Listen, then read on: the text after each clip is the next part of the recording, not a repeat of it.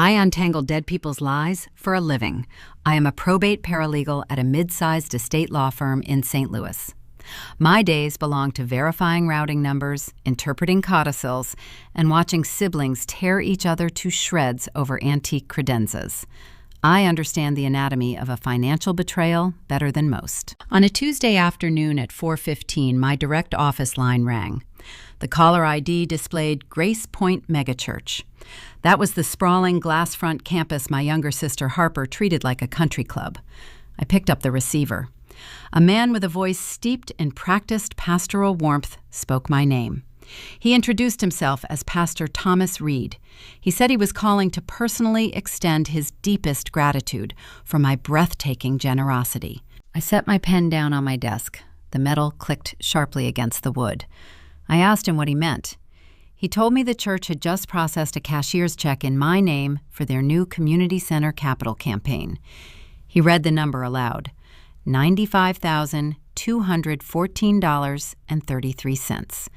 My eyes drifted to the edge of my desk. Sitting there was a thick manila folder labeled Estate of Evelyn Price, my grandmother.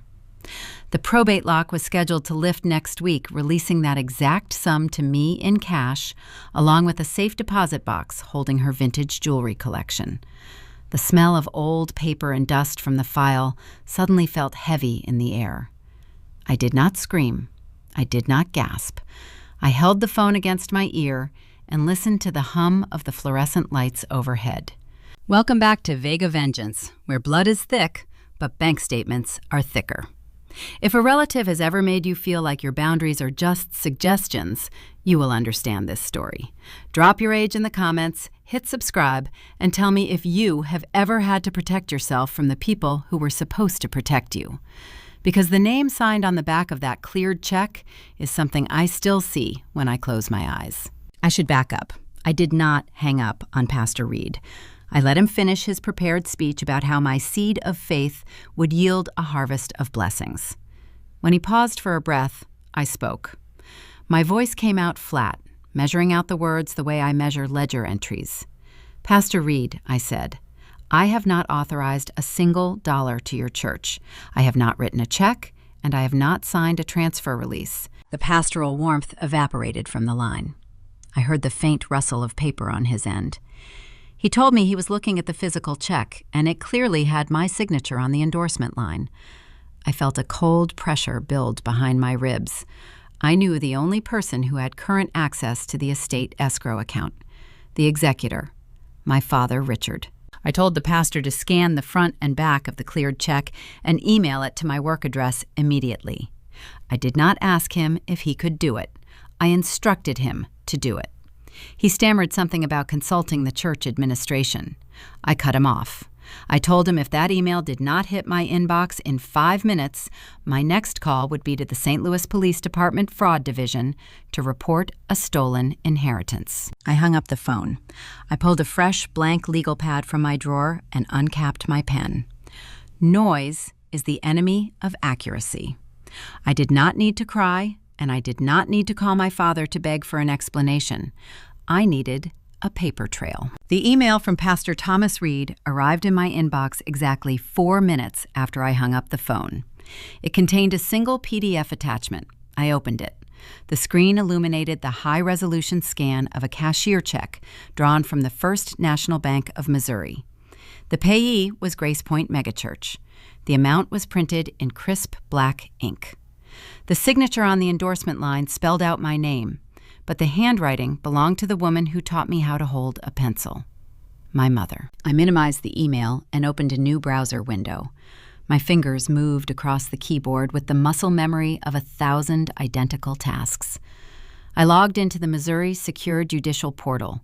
I entered my state credentials and pulled up the docket for St. Louis County probate. I typed in the specific alphanumeric case number assigned to the estate of Evelyn Price. My grandmother was a woman of quiet habits and pristine record-keeping. When she passed away 8 months ago, she left a straightforward will.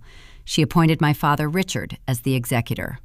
That meant he held the fiduciary duty to manage her assets, pay her final debts, and distribute the remainder according to her exact wishes. Her wishes were simple. Everything was to be divided equally between her two granddaughters. The screen loaded the current financial ledger for the estate escrow account. I scrolled past the initial deposits, the modest funeral expenses, and the utility settlements for her final month of residence. I reached the bottom of the page. The ledger displayed a clearing transaction dated 48 hours ago, a full withdrawal of $95,214.33. The final available balance read 0. A tight knot formed at the base of my throat. I swallowed it down. The cash was gone, but the cash was only half of the inheritance. Evelyn Price had also possessed a safe deposit box at a local credit union.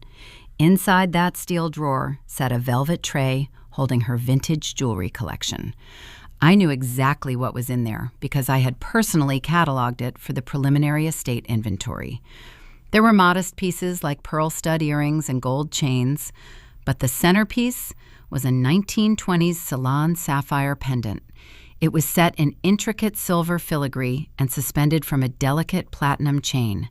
The stone was a deep, vivid cornflower blue. I had brought in an independent appraiser 3 months ago to assess it for the tax filings. The appraiser had adjusted his glasses and spent 20 minutes examining the sapphire under a loupe before assigning it a replacement value of $40,000. My grandmother had explicitly promised that pendant to me. She told me it was a reward for being the steady one, the one who did not require constant rescuing. I looked at the 0 balance on my monitor and felt a cold logic settle over my thoughts. If a person is willing to breach a court-monitored escrow account and forge a signature to extract liquid cash, they will not hesitate to empty a safe deposit box that lacks a digital paper trail. The jewelry was gone too. I knew it as surely as I knew my own name. To understand why a father would drain his own mother's estate to hand a 6-figure sum to a megachurch, you have to understand my younger sister. Harper is 28 years old. She lives her entire life as if it were a reality television show where someone else always pays the production costs. While I spent my 20s earning a paralegal certificate, working late nights and saving for a down payment on a modest brick townhouse, Harper bounced from one disastrous scheme to the next. She tried starting a luxury candle business that folded in 6 months, leaving behind $10,000 in credit card debt. She tried becoming a lifestyle influencer, racking up unpaid parking tickets while posing outside expensive cafes. Every single time she fell, my parents rushed in with an open checkbook to break her fall. They called her their creative spirit. They called me their rock. In family dynamics, being the rock simply means you are the surface everyone else is allowed to strike. 3 years ago, Harper discovered Grace Point Megachurch. She did not find religion. She found an audience. Grace Point is the kind of institution that features a coffee shop in the lobby, concert lighting in the sanctuary, and a congregation full of local politicians and real estate developers. Harper seamlessly integrated herself into their elite social circles. She began using scripture as a protective shield for her chronic irresponsibility. When she skipped out on her apartment lease, she claimed she was entering a season of spiritual transition. When her husband Liam defaulted on a business loan, she posted lengthy paragraphs online about how the enemy was attacking their financial harvest. My parents ate it up. Richard and Linda viewed Harper's church involvement as proof that she was finally maturing. They funded her lifestyle to ensure she looked the part of a successful, devout young wife. I paid my own mortgage, repaired my own car, and asked them for nothing. I picked up my desk phone and dialed my father's cellular number. I needed to hear his voice. I needed to gauge the exact temperature of the lie. He answered on the second ring. The background noise sounded like a television playing a golf tournament. "Hey, sweetie," he said. His tone was hearty and buoyant. Too hearty. It was the specific manufactured cheerfulness he deployed whenever he was trying to gloss over a mistake. "Hi, Dad," I said. I leaned back in my office chair and stared at the forged check on my monitor. "I am just calling to check in on the probate timeline. The statutory waiting period expires next Tuesday. I wanted to make sure we are still on track to close the escrow and distribute the assets." There was a pause on the line. It lasted no more than 2 seconds, but in forensic accounting, a 2-second pause is a confession. Well, about that, he said. He cleared his throat. You know how these legal things are, Sienna. The courts are incredibly backed up. The judge requested some additional documentation, and the whole estate is still tied up in court fees and administrative red tape. It might be another month or two before we can even look at releasing anything. My pulse beat a steady rhythm against my wrists. Missouri probate court fees are a matter of public record. They are calculated based on the total value of the estate. For my grandmother's assets, the final court costs would amount to roughly $800. They do not cost $95,000. Furthermore, a judge does not randomly freeze a simple escrow account without issuing a formal written decree to all named beneficiaries. I knew this because I processed those exact decrees for a living 5 days a week. He was lying. He was stringing me along, hoping to buy enough time to figure out how to hide a theft that was already complete. I did not raise my voice. I did not demand to know why my mother had practiced my signature until she perfected the slant of my initials. I did not ask him what happened to the salon sapphire. Confrontation without leverage is just a screaming match, and I do not participate in screaming matches. Take your time, Dad, I said. My voice was smooth and pleasant. I know being an executor is a complicated job. Just keep me posted. Of course, sweetie, he said. The relief in his voice was thick and heavy. You are always so understanding. See you at Sunday brunch. I told him I would be there. I placed the receiver back onto the cradle with a soft click. I reached into my desk drawer and pulled out a fresh yellow legal pad. I placed it squarely on the center of my desk. I picked up my pen. I drew a single, straight, vertical line down the middle of the page. On the left side, I wrote the word assets. Underneath it, I listed the cash, the sapphire, and the remaining jewelry. On the right side, I wrote the word liabilities. Underneath it, I wrote Richard, Linda, Harper, and Grace Point Megachurch. The cash was gone. The jewelry was missing. My father thought he had months to cover his tracks. He thought I was the reliable, compliant daughter who would nod politely and wait for her turn to speak. He forgot that I build legal traps for a living.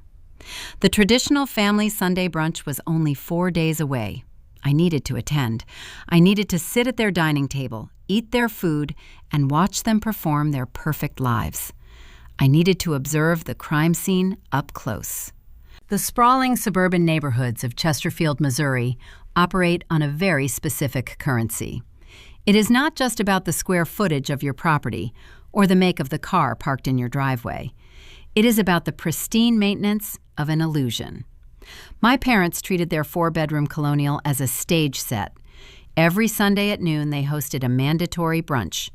It was a rigid, weekly ritual timed perfectly to begin 20 minutes after the final service let out at Grace Point Megachurch. Attendance was not requested. It was expected. I pulled my sedan to the curb 3 days after my phone call with Pastor Reed. The November air carried a sharp chill, but the house radiated a suffocating warmth the moment I stepped through the front door.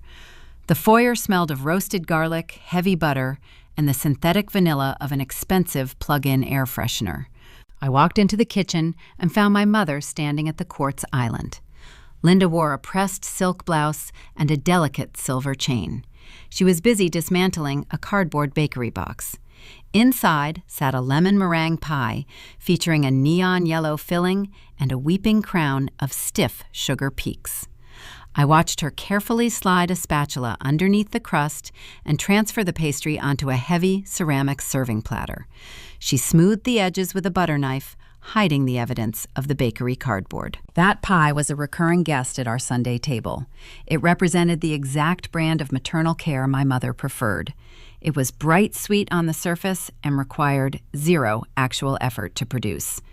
She would place it in the center of the dining table and accept compliments on the dessert, while never explicitly correcting anyone who assumed she baked it from scratch. I poured myself a cup of black coffee. I leaned against the counter and asked her how her morning was going. She offered a tight, rehearsed smile. She told me everything was wonderful and that we had so much to celebrate today. Before I could ask what she meant, the front door swung open. Harper walked in, carrying the lingering adrenaline of a rock concert. My younger sister wore a tailored cashmere coat that retailed for more than my monthly mortgage payment. She carried an oversized designer tote bag slung over one shoulder. Her husband, Liam, followed a few steps behind her. Liam projected the aura of a successful tech entrepreneur. He wore sleek minimalist sneakers and a fitted blazer. He also had 3 active civil judgments against him for unpaid debts tied to a string of failed logistics startups. Harper dropped her bag onto the entryway bench with a theatrical sigh. She stepped into the kitchen and kissed my mother on the cheek. Richard entered from the living room, rubbing his hands together. My father always treated these brunches like a corporate board meeting where he was the chief executive. "Let us sit down, everyone," he said. His voice echoed off the vaulted ceiling. "We have some fantastic news to discuss." We gathered around the mahogany dining table. The spread included eggs, bacon, roasted potatoes, and the centerpiece of stolen bakery pie. I took my usual seat near the window. I unfolded my linen napkin and placed it on my lap. I watched my family settle into their designated roles. Richard lifted his mimosa glass. He looked at Harper with an expression of profound pride. "I want to make a toast," he announced, "to our beautiful daughter, Harper." The pastoral board at Grace Point officially asked her to join the executive planning committee this morning. My mother clapped her hands together. Liam offered a practiced, humble nod. Harper traced the rim of her water glass and stared down at the tablecloth, acting as though the weight of this new honor was almost too heavy to bear. "It is just an overwhelming amount of responsibility," Harper said. Her tone was breathy and soft. Pastor Reed pulled us into his private office before the worship set. He told me the leadership team has been watching my spiritual growth. They feel I have a unique vision for the new community center. It is a paid director position. The salary is generous, but the expectations are so high. I am honestly exhausted just thinking about the administrative load. I picked up my fork. I pierced a piece of roasted potato. I focused on the texture of the metal against the ceramic plate. I did the calculus in my head. Tuesday afternoon, the bank cleared a cashier check for $95,214.33. Sunday morning, the megachurch creates a salaried executive position for a woman whose last business venture ended in a mountain of credit card debt. The transaction was seamless. My parents had purchased a respectable career for their golden child using the stolen liquid assets of their quiet child. They bought the illusion of Harper's success and handed me the bill. I chewed my food slowly. I swallowed. I looked across the table at my sister. "That is quite a leap, Harper," I said. My voice remained even and mild. "Moving from the volunteer greeting team to the executive planning committee in 1 week. You must have made quite an impression on the finance department." Harper blinked. The smug satisfaction on her face faltered for a fraction of a second.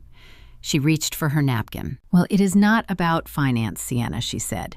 "It is about spiritual readiness. The church looks for people who are invested in the vision." I nodded slowly. I took a sip of my coffee. The liquid was hot and bitter. I set the mug down and shifted my gaze to my father. He was cutting his bacon, but his knife had stopped moving. "Speaking of the vision," I said, "I drove past the construction site for the new community center yesterday. It looks like a massive project. Did Grace Point finally hit their capital campaign target this week?" The silence that fell over the dining room was immediate and suffocating. The clinking of silverware vanished. The ticking of the grandfather clock in the hallway suddenly sounded like a metronome amplifying the tension. Harper opened her mouth, but no sound came out. She looked at Liam. Liam picked up his water glass and stared intently at the floating ice cubes. I watched the blood drain from my father's face. The skin around his jawline turned an unnatural shade of ash. He gripped his butter knife so tightly his knuckles turned white against the mahogany table. He looked at my mother. Linda was staring at the lemon meringue pie, her eyes wide and fixed. The panic in my father's chest translated directly into his posture. He dropped his knife. It clattered loudly against his plate. "You know," he said. His voice was too loud. His pitch was entirely wrong. It is supposed to rain on Tuesday. He did not look at me. He looked out the window at the clear, blue November sky. I heard a cold front is moving in from the plains, he continued, speaking faster now, rushing to fill the dead air. We should probably have the gutters cleaned before the freeze hits. Liam, do you know a good roofing guy? Liam cleared his throat and muttered something about checking his contacts. The pivot was clumsy. It was the desperate flailing of a man who realized he was standing on a trap door. I did not press the issue. I did not ask any follow-up questions. The stammering, the silence, and the sudden interest in the barometric pressure gave me every piece of data I needed. The guilt was confirmed. They knew exactly what they had done, and they were terrified that the perimeter of their lie was beginning to crack. I finished my eggs. I dabbed the corners of my mouth with my linen napkin and placed it neatly beside my plate. I pushed my chair back and stood up. I should get going, I said. I have some case files to review before Monday morning. Linda jumped up from her chair. The relief in her eyes was palpable. She hurried over to the kitchen counter and grabbed a plastic storage container. She cut a large slice of the lemon meringue pie and shoved it into the plastic, snapping the lid shut with trembling fingers. You have to take some dessert, Sienna, she insisted. She pressed the cold container into my hands. You work so hard. You need to treat yourself. I looked down at the bright yellow filling pressed against the clear plastic. I thanked her. I walked out the front door and got into my car. I drove 3 miles down the road until I reached a corner gas station. I pulled up to the pump. I stepped out of my sedan holding the plastic container. I walked over to the metal trash bin situated between the fuel islands. I lifted the lid and dropped the pie inside. It landed with a dull thud against a pile of discarded coffee cups and oil funnels. I sat back in the driver's seat and gripped the steering wheel. Watching them panic at the brunch table was satisfying, but satisfaction does not recover stolen funds. I needed hard documentation. I needed the routing sequence, the forged endorsement, and the court decrees all tied together with an undeniable bow. I put the car in drive. I did not head toward my townhouse. I turned my vehicle north toward the downtown business district. The law firm would be empty on a Sunday afternoon. It was the perfect time to access the restricted databases and start pulling the records that would dismantle my father's pristine stage set, brick by brick. Downtown St. Louis is quiet on a Sunday evening. The streets empty out after the late football games conclude, leaving only the hum of streetlights and the occasional passing cab. I parked in the underground garage of my law firm and took the elevator to the 14th floor. I swiped my keycard at the heavy glass security door. The electronic lock clicked, echoing down the vacant hallway. The office was dark, except for the red glow of emergency exit signs and the green standby lights of 50 dormant copy machines. I walked down the central corridor toward my designated cubicle. The silence in a law firm after hours is distinct. It is not peaceful. It is a waiting silence. It is the sound of thousands of pages of pending litigation sitting in suspended animation. I turned on my desk lamp.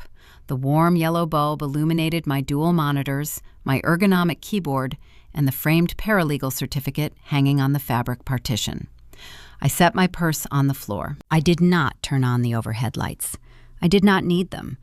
My environment was perfectly controlled. This is the part of the legal profession they never show on television. It is not about standing in a crowded courtroom delivering impassioned speeches to a weeping jury. It is about the grind.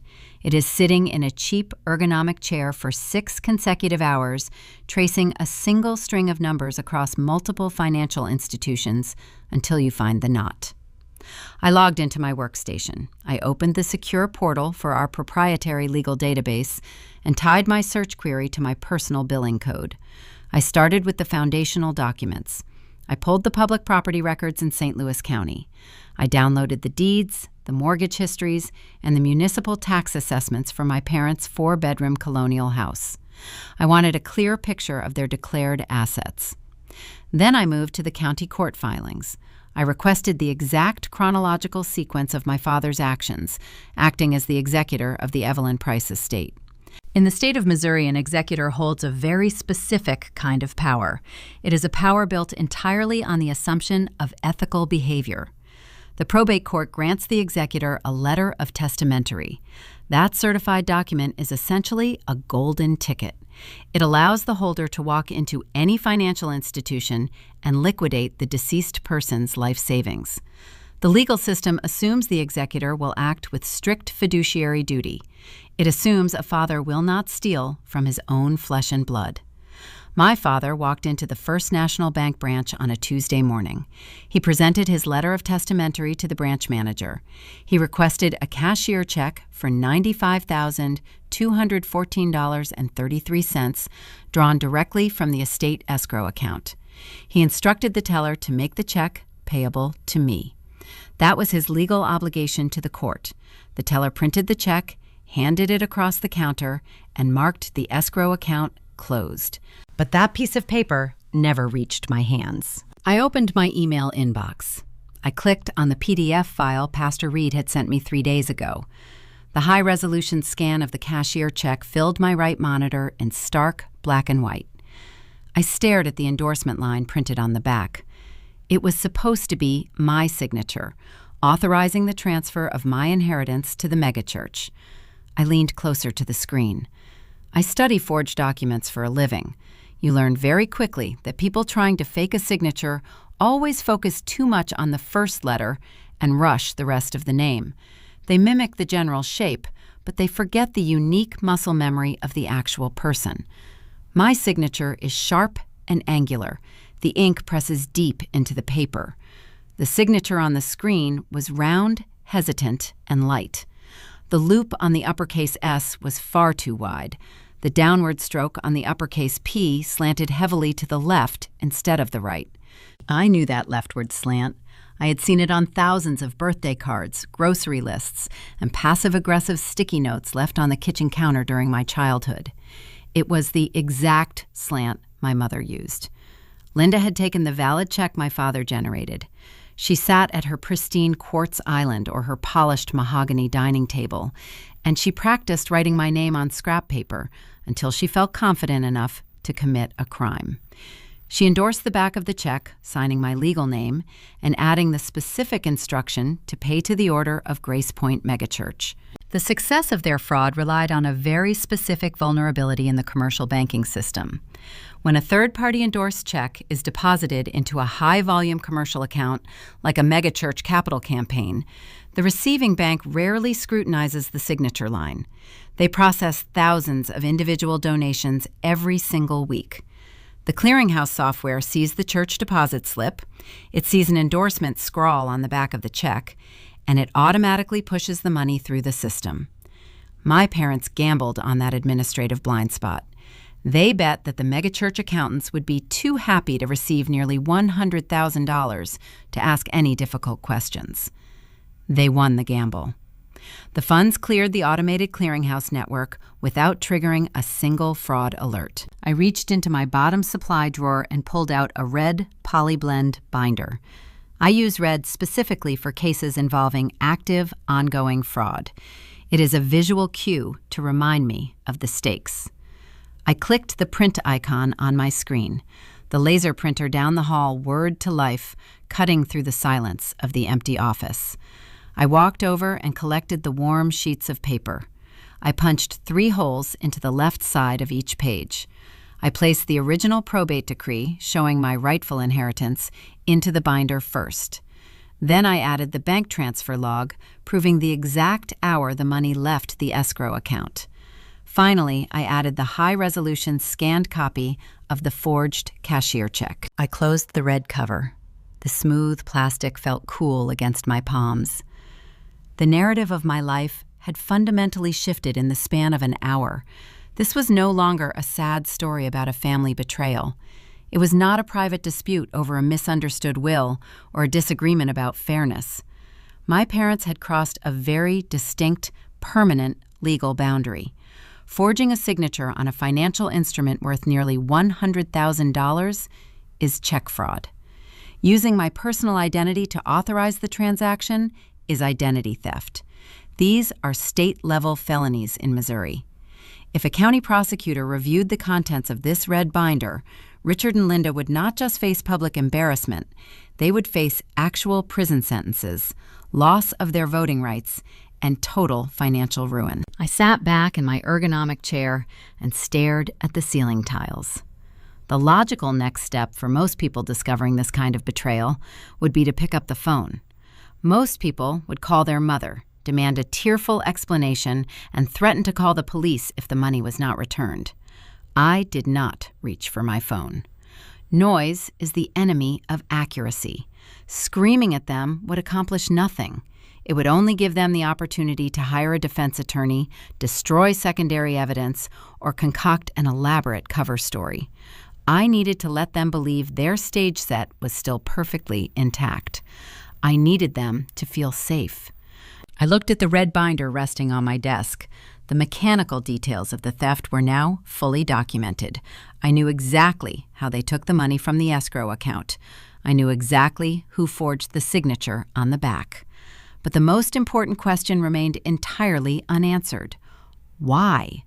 Why would a supposedly respectable suburban couple risk multiple felony charges to hand $95,000 to a religious institution? It defied basic human self-preservation. People do not commit serious financial crimes just to be generous donors. They do it because they are buying something they desperately want, or because they are hiding something they desperately fear. I turned my attention back to the keyboard. If I wanted to understand the motive, I needed to stop looking at my parents. I needed to look at the beneficiary. I thought about Harper's smug face at the brunch table and her sudden elevation to the executive planning committee. I typed my sister Harper's legal name into the public records database. I added her husband Liam to the search parameters. It was time to see exactly what kind of life my stolen inheritance was subsidizing. The cursor blinked steadily on my secondary monitor. I sat in the quiet isolation of the law firm, tracing the digital footprint of a man who spent his entire adult life pretending to be someone else. I typed Liam and his full legal surname into the Missouri statewide judicial database. I hit enter and waited for the server to process the query. Liam loved to introduce himself at family functions as a serial entrepreneur. He used words like disruptor and synergy and scalable growth. He wore fitted blazers and minimalist sneakers that cost more than a standard car payment. He projected the precise image of a modern visionary who was always one pitch meeting away from a lucrative buyout. The search results populated on my screen. The system returned 3 active civil dockets. None of them involved lucrative buyouts. I opened the first file. It was a breach of contract lawsuit filed by a commercial property management group. Liam had leased 3,000 square feet of premium downtown office space for a logistics startup. The startup folded after 8 months. He abandoned the lease, leaving behind $40,000 in unpaid rent and damages. The judge had issued a default judgment against him last February. I clicked on the second file. A wholesale technology supplier was suing him for $55,000 regarding unpaid server equipment.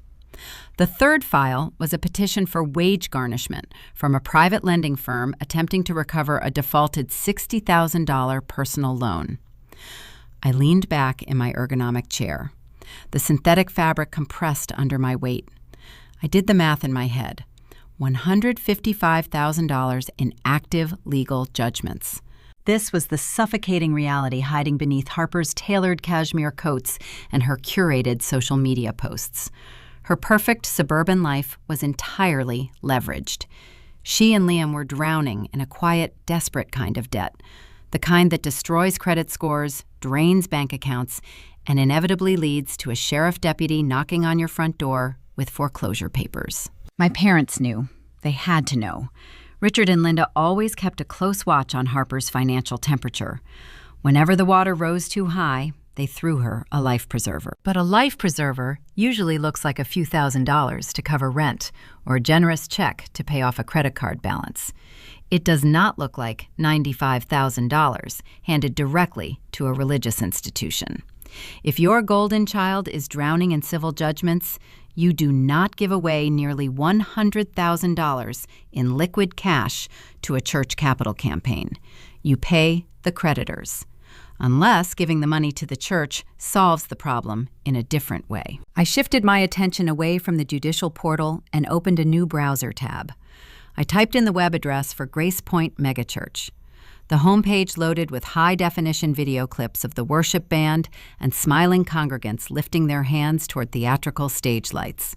Megachurches do not operate like traditional neighborhood parishes. They function like mid-sized corporate conglomerates. They have human resource departments, marketing budgets, and executive hierarchies. I navigated to the bottom of the webpage and clicked on the link labeled Careers. The current job openings were standard. They needed a part-time janitor and a youth ministry coordinator. I was looking for something else.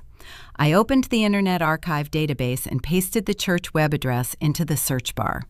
I pulled up a cached version of the career page from 3 weeks ago. There it was, a prominent listing for a new position titled Executive Director of Community Planning. I clicked the archived link and read the job description. The role involved overseeing the development of the new community center, coordinating high-level donor events, and managing community outreach programs. It was a prestigious, highly visible role within the congregation. I scrolled down to the compensation section. The listed base salary was $120,000 a year, plus comprehensive benefits. A salary of $120,000 provides a very sturdy life preserver. It offers enough steady, verifiable income to set up payment plans for civil judgments. It stops the wage garnishments. It keeps the house out of foreclosure.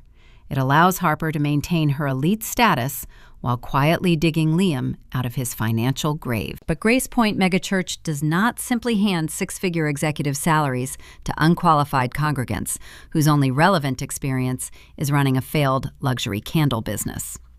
I read the preferred qualifications section of the job posting.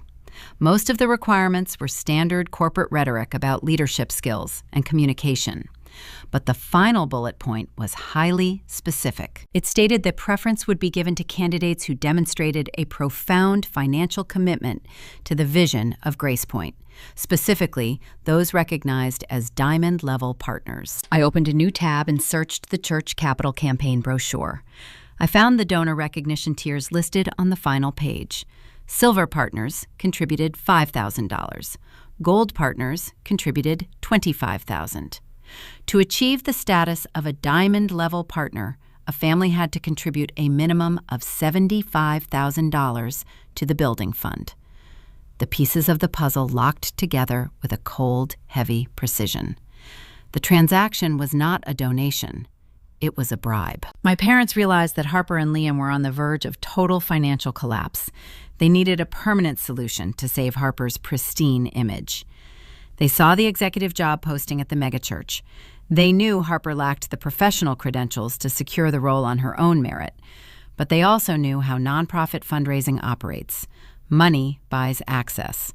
A six-figure donation buys a seat at the executive table. But Richard and Linda did not want to drain their own retirement accounts to pay the entry fee. They looked around for a pool of liquid capital that no one was guarding.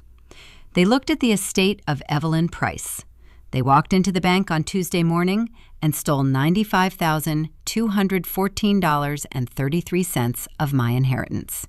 They forged my signature to bypass the probate restrictions and sent the cashier check to Grace Point. In the world of high-level philanthropy, there is a concept known as soft credit. A grandparent can write a check, but a parent can ask the organization to assign the soft credit to their child. It allows one family member to receive the social recognition and donor perks for a financial gift provided by someone else. My parents submitted the forged check under my legal name to clear the bank, but they instructed Pastor Reed to credit the contribution to the broader Price family legacy, explicitly naming Harper as the driving spiritual force behind the gift. They bought her the diamond-level partner status using my grandmother's money. Sunday morning, the church pastoral board rewarded their top-tier donor by offering Harper the $120,000 executive position. I sat in the quiet office and listened to the low hum of the ventilation system. The cruelty of the math was staggering. My grandmother left me that money because she knew I wanted to start my own legal consulting firm. She knew I spent my weekends studying and saving. She promised me that inheritance to build my future. My parents looked at my future and decided it was an expendable resource. They treated my legal inheritance as a slush fund to cover Harper's latest catastrophic failure. They stole my security to subsidize her illusions. I highlighted the cached job posting and the donor tier requirements. I sent the documents to the laser printer. When the warm pages emerged from the machine, I punched 3 holes in the margins and added them to the red polyblend binder. The binder was growing thicker. The narrative was clear. The state-level felonies were documented, and the motive was established. Check fraud, identity theft, corporate bribery disguised as a religious charitable contribution. But as I closed the red cover, a new discrepancy surfaced in my mind. When a registered nonprofit organization receives a donation of that magnitude, the Internal Revenue Service requires a strict paper trail. The church is legally obligated to issue a formal tax receipt for the contribution.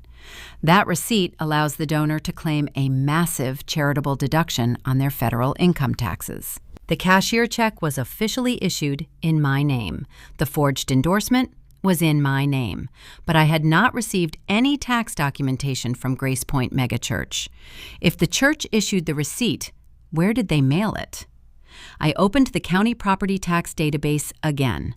I recalled a conversation from 3 months ago where my father complained about the heavy capital gains tax he was going to owe after selling a lucrative commercial plot in Kansas City. I placed my hands flat on my desk. The fraud did not stop at the state line.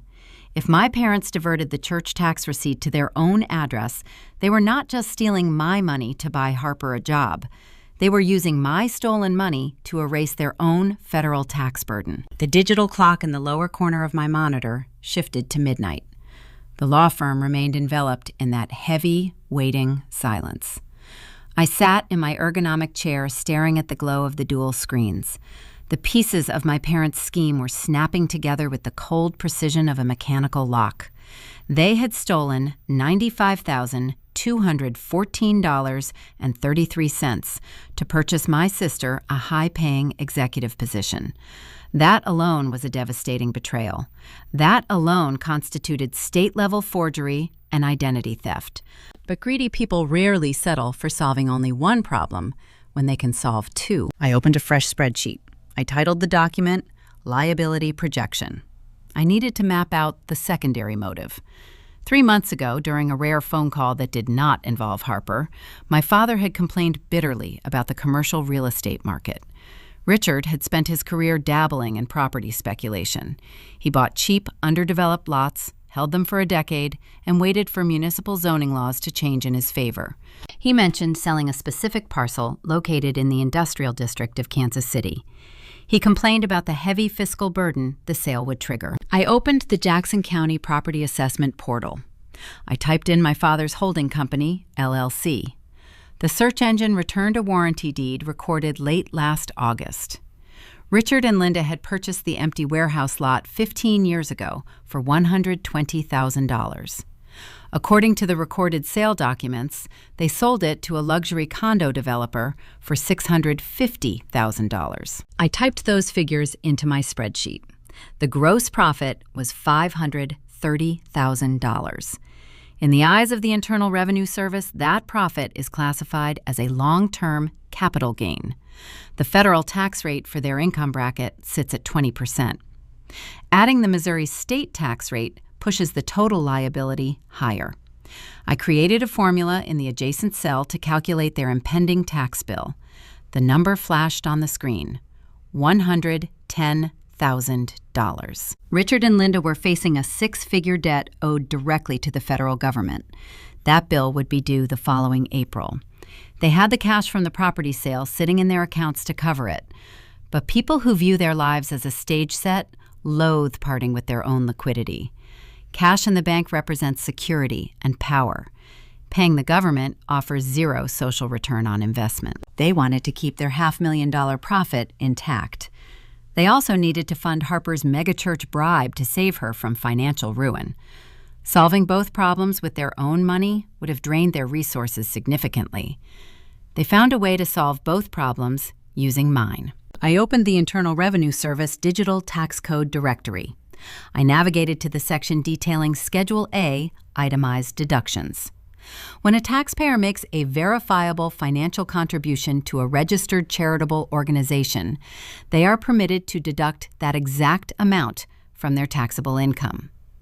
Grace Point Megachurch operates as a federally recognized nonprofit entity. I looked at the forged cashier check scan again. The amount was just over $95,000. If Richard and Linda claimed that specific donation on their joint tax return, it would reduce their taxable capital gains footprint by almost an identical amount. The deduction would essentially wipe out their entire federal tax burden. The brilliance of the maneuver was chilling. They used my inheritance to buy Harper a prestigious career, thereby protecting the family image. Then they used the charitable receipt from that exact same stolen money to shield their own real estate profits from the government. They built a financial shield out of my future and hid behind it. There was only one missing link: the paper trail. To claim a charitable deduction of that magnitude, the IRS demands strict documentation. A taxpayer cannot simply write a number on a form and hope for the best. The receiving institution must provide a formal written acknowledgement. The letter must state the exact amount of the gift and confirm that no goods or services were exchanged for the donation. Pastor Reed processed the cashier check on Tuesday morning. His accounting department would have automatically generated the donor acknowledgement letter by Thursday afternoon. The check was drawn in my name. The forged signature belonged to my name. But if the tax receipt was mailed to my townhouse, I would have intercepted their entire scheme. I had checked my mailbox every day this week. I received nothing from Grace Point. I leaned forward, resting my elbows on the desk. I thought about the logistics of the deposit. When my father walked into the bank to initiate the transfer, he had to provide an address for the remitter. He would not have used my address. He would have provided his own. He likely told the church administration that I was traveling or that he was handling my financial affairs as a family courtesy. The megachurch finance office printed a receipt for $95,214.33. They placed it in a stamped envelope. They mailed it directly to my parents' 4-bedroom colonial in Chesterfield. Richard and Linda now possessed the physical documentation required to execute the final phase of their plan. They intended to hand that receipt to their certified public accountant in the spring. I opened the bottom drawer of my desk and retrieved the red polyblend binder. I clicked the metal rings open. The sound was sharp in the quiet office. I highlighted the Jackson County property deed showing the commercial lot sale. I highlighted the federal capital gains tax brackets. I printed my custom spreadsheet detailing the exact offset of the charitable deduction against their property profit. I gathered the warm pages from the printer tray. I punched the holes and placed the new evidence behind the forged check scan. I closed the metal rings. The binder felt heavier now. The contents had evolved from a localized family dispute into a sprawling, multi-tiered criminal enterprise. Forging a signature on a bank draft is a serious crime handled by county prosecutors, but filing a fraudulent IRS Form 1040 using a stolen identity and a misappropriated charitable receipt crosses a very different threshold. Defrauding the United States Treasury is a federal felony. It triggers investigations by federal agents who do not care about pristine Sunday brunches or country club reputations. They only care about the numbers. My parents had constructed a trap door beneath their own lives. They assumed I would never find the latch. They believed my inherent reliability meant I would remain silent and compliant, even while they dismantled my future. They viewed my patience as weakness. They failed to realize that patience is the primary requirement for forensic destruction. I ran my hand across the smooth red plastic of the binder cover. I was no longer merely a wronged daughter fighting for her rightful inheritance. I was the singular obstacle standing between my parents and a federal indictment. I held the keys to their destruction. I could place one phone call to the IRS whistleblower hotline and watch their carefully curated suburban existence collapse into a pile of subpoenas and frozen assets. But dropping an anonymous tip felt insufficient. It lacked the symmetry their betrayal demanded. They had used a highly public religious institution to launder my money and purchase social status. They had weaponized their public image to shield their private greed. Therefore, the correction needed to occur within that same public arena. The audience that validated their illusions needed to witness the reality. I shut down my dual monitors. The screens faded to black, leaving only the warm glow of the desk lamp. I packed the red binder into my leather briefcase. I placed the capped pen back into the supply drawer. I gathered my coat and walked out of the cubicle row. The elevator ride down to the subterranean parking garage was silent. I stepped into the cold concrete structure and walked to my sedan. My breath formed faint white clouds in the chilled air. I placed the briefcase on the passenger seat. I started the engine and watched the dashboard lights illuminate. The digital clock read 1 a.m. I had built the forensic timeline. I possessed the bank records, the property deeds, the forged signature, and the tax motive. The investigation phase was officially complete. The evidence was undeniable. Now I needed to control the flow of information. I needed to interact with the man holding the other end of the transaction, the man who accepted a 6-figure bribe and packaged it as a divine blessing. Tomorrow morning, Pastor Thomas Reed would arrive at his sprawling glass-front campus.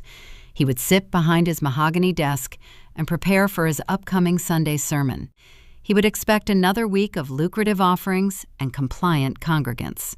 He would not expect a probate paralegal to walk into his office carrying a red binder and a statutory demand for the immediate return of stolen funds.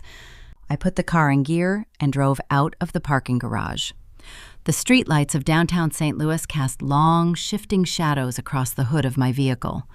The panic in my father's eyes at the brunch table was just the beginning. I was going to visit Grace Point Megachurch, and I was going to force the pastor to choose between protecting his wealthy donors or protecting his tax-exempt status. I did not call ahead to request a meeting. A scheduled appointment gives the opposing party time to prepare a defense and construct a narrative. I drove to Grace Point Megachurch at 9 o'clock on Monday morning. The campus looked more like a corporate technology headquarters than a traditional place of worship. The exterior featured sweeping walls of tinted glass and polished steel reflecting the early sunlight. The sprawling parking lot was already filled with late-model luxury vehicles belonging to the administrative staff and the pastoral team. I parked my sedan near the main entrance. I gathered my leather briefcase from the passenger seat. I wore a tailored charcoal suit and low heels. It was the exact uniform I wore when attending high-stakes deposition hearings alongside my firm partners. It was my armor. I walked through the sliding double doors into the grand lobby. The air smelled of roasted espresso beans and expensive floor wax. A sleek commercial coffee bar occupied the left wing of the atrium. To the right, a massive digital directory displayed the names and headshots of the executive ministry team. I approached the reception desk. A young woman wearing a wireless headset and a welcoming smile asked how she could assist me. I told her I was Sienna Price. I stated that I was there to see Pastor Thomas Reed regarding a legal discrepancy with the Capital Campaign escrow account. The receptionist hesitated. Her smile faltered slightly. She tapped the screen of her tablet. She said Pastor Reed maintained a very tight schedule and usually required advance notice for weekday consultations. I reached into my pocket and placed my heavy cardstock business card on the marble counter.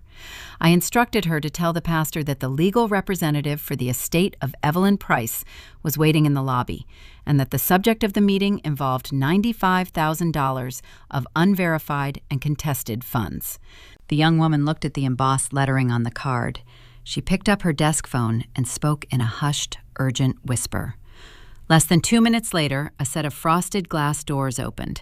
An executive assistant emerged and escorted me down a wide, carpeted hallway lined with framed architectural renderings of the proposed community center. Pastor Reed occupied a corner office that projected an aura of quiet, invulnerable authority. The room featured a heavy mahogany desk, a pair of tufted leather guest chairs, and a panoramic view of the manicured grounds. Thomas Reed stood up as I entered. He wore a tailored navy blazer and a crisp white shirt unbuttoned at the collar. He possessed the polished, handsome features of a man who spent his life standing in front of high-definition cameras. He had built this congregation from a rented gymnasium into a multi-million-dollar enterprise. He was accustomed to commanding every room he entered. He extended his hand across the desk. His smile was practiced and disarming. "Sienna," he said, "it is a pleasure to finally meet you in person. I must admit your phone call last week left our finance team a bit confused. Please have a seat." I did not take his hand. I sat down in the right leather chair. I placed my briefcase on my lap and unclasped the brass buckles. "I am not here for a pastoral visit, Pastor Reed," I said. My voice was level and devoid of any warm inflection. "I am here functioning as a probate paralegal.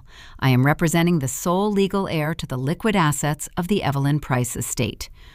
The smile on his face tightened, but it did not drop. He sat back down in his high-backed executive chair. He tented his fingers together, resting them under his chin. He adopted the patient, tolerant expression of a counselor dealing with a grieving relative. "I understand tensions run high during family estate settlements," he said softly. "Your sister Harper warned me that you might be experiencing some emotional turbulence regarding your parents' generous contribution. We want to be a resource for healing, Sienna. Family is the core of our ministry here at Grace Point." I pulled the red polyblend binder from my briefcase. I placed it squarely in the center of his pristine mahogany desk. I ignored his deliberate attempt to frame my visit as a hysterical sibling rivalry. "There is no emotional turbulence, Pastor Reed," I said. "There is only a documented chain of state and federal felonies." I opened the red cover. I flipped to the first page. I turned the binder around so the documents faced him directly. "Last Tuesday, your accounting department processed a cashier check for $95,214.33, I said. "You applied that deposit to your community center building fund. You credited the donation to Richard and Linda Price. You used that specific financial gift to justify offering my sister a 6-figure executive salary on your planning committee." Pastor Reed looked down at the paper. His posture remained relaxed. "That is a private administrative matter," he replied. "But yes, your family made a profound investment in our vision." I turned to the second page. I revealed the high-resolution scan of the forged cashier check. "That money did not belong to Richard or Linda Price," I said. "The funds were drawn directly from a court-monitored probate escrow account. The check was made payable to me. The endorsement signature on the back of that document is a forgery. My mother signed my name to bypass the judicial lock on the account. She committed identity theft and check fraud to extract that capital." He leaned forward. He adjusted his posture. The confident ease began to drain from his shoulders as he examined the discrepancies in the ink strokes. I turned to the third page. I displayed the Jackson County property assessment and the spreadsheet detailing my parents' capital gains liability. Furthermore, I continued letting the cadence of my words land like heavy stones. "Your office mailed a formal charitable tax receipt to my parents' residential address. They intend to use that receipt to offset a 6-figure federal tax burden from a commercial property sale. They are using stolen funds to defraud the Internal Revenue Service." The silence in the office became profound. The faint hum of the central air conditioning was the only sound in the room. Pastor Reed stared at the spreadsheet. He was a highly intelligent man.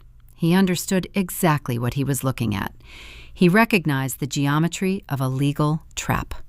But men who wield spiritual authority are rarely willing to surrender it without a fight.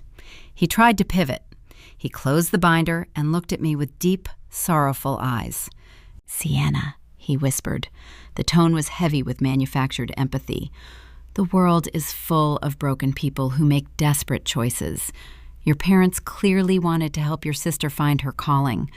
Perhaps they went about it the wrong way, but we have to look at the higher purpose here. Grace Point is doing transformative work. This money is going to build a center that will serve thousands of youth. God can use our human mistakes to weave a beautiful tapestry of redemption. I urge you to consider forgiveness. Do not let bitterness tear your family apart." I watched him deploy the script. It was a masterful performance, designed to make the victim feel guilty for demanding justice. It works flawlessly on congregants who crave approval and spiritual validation. It does not work on forensic paralegals. I leaned forward, resting my wrists on the edge of his desk. Forgiveness is a spiritual concept, I said.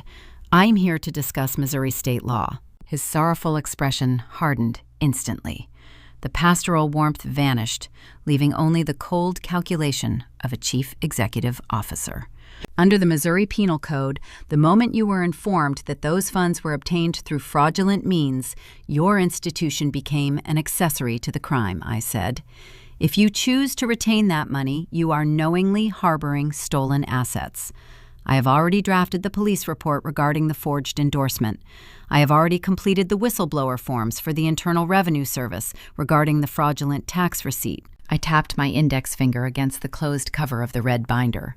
If the full balance of $95,214.33 is not returned to my personal control, I will file a civil injunction against Grace Point Megachurch tomorrow morning at the county courthouse, I said.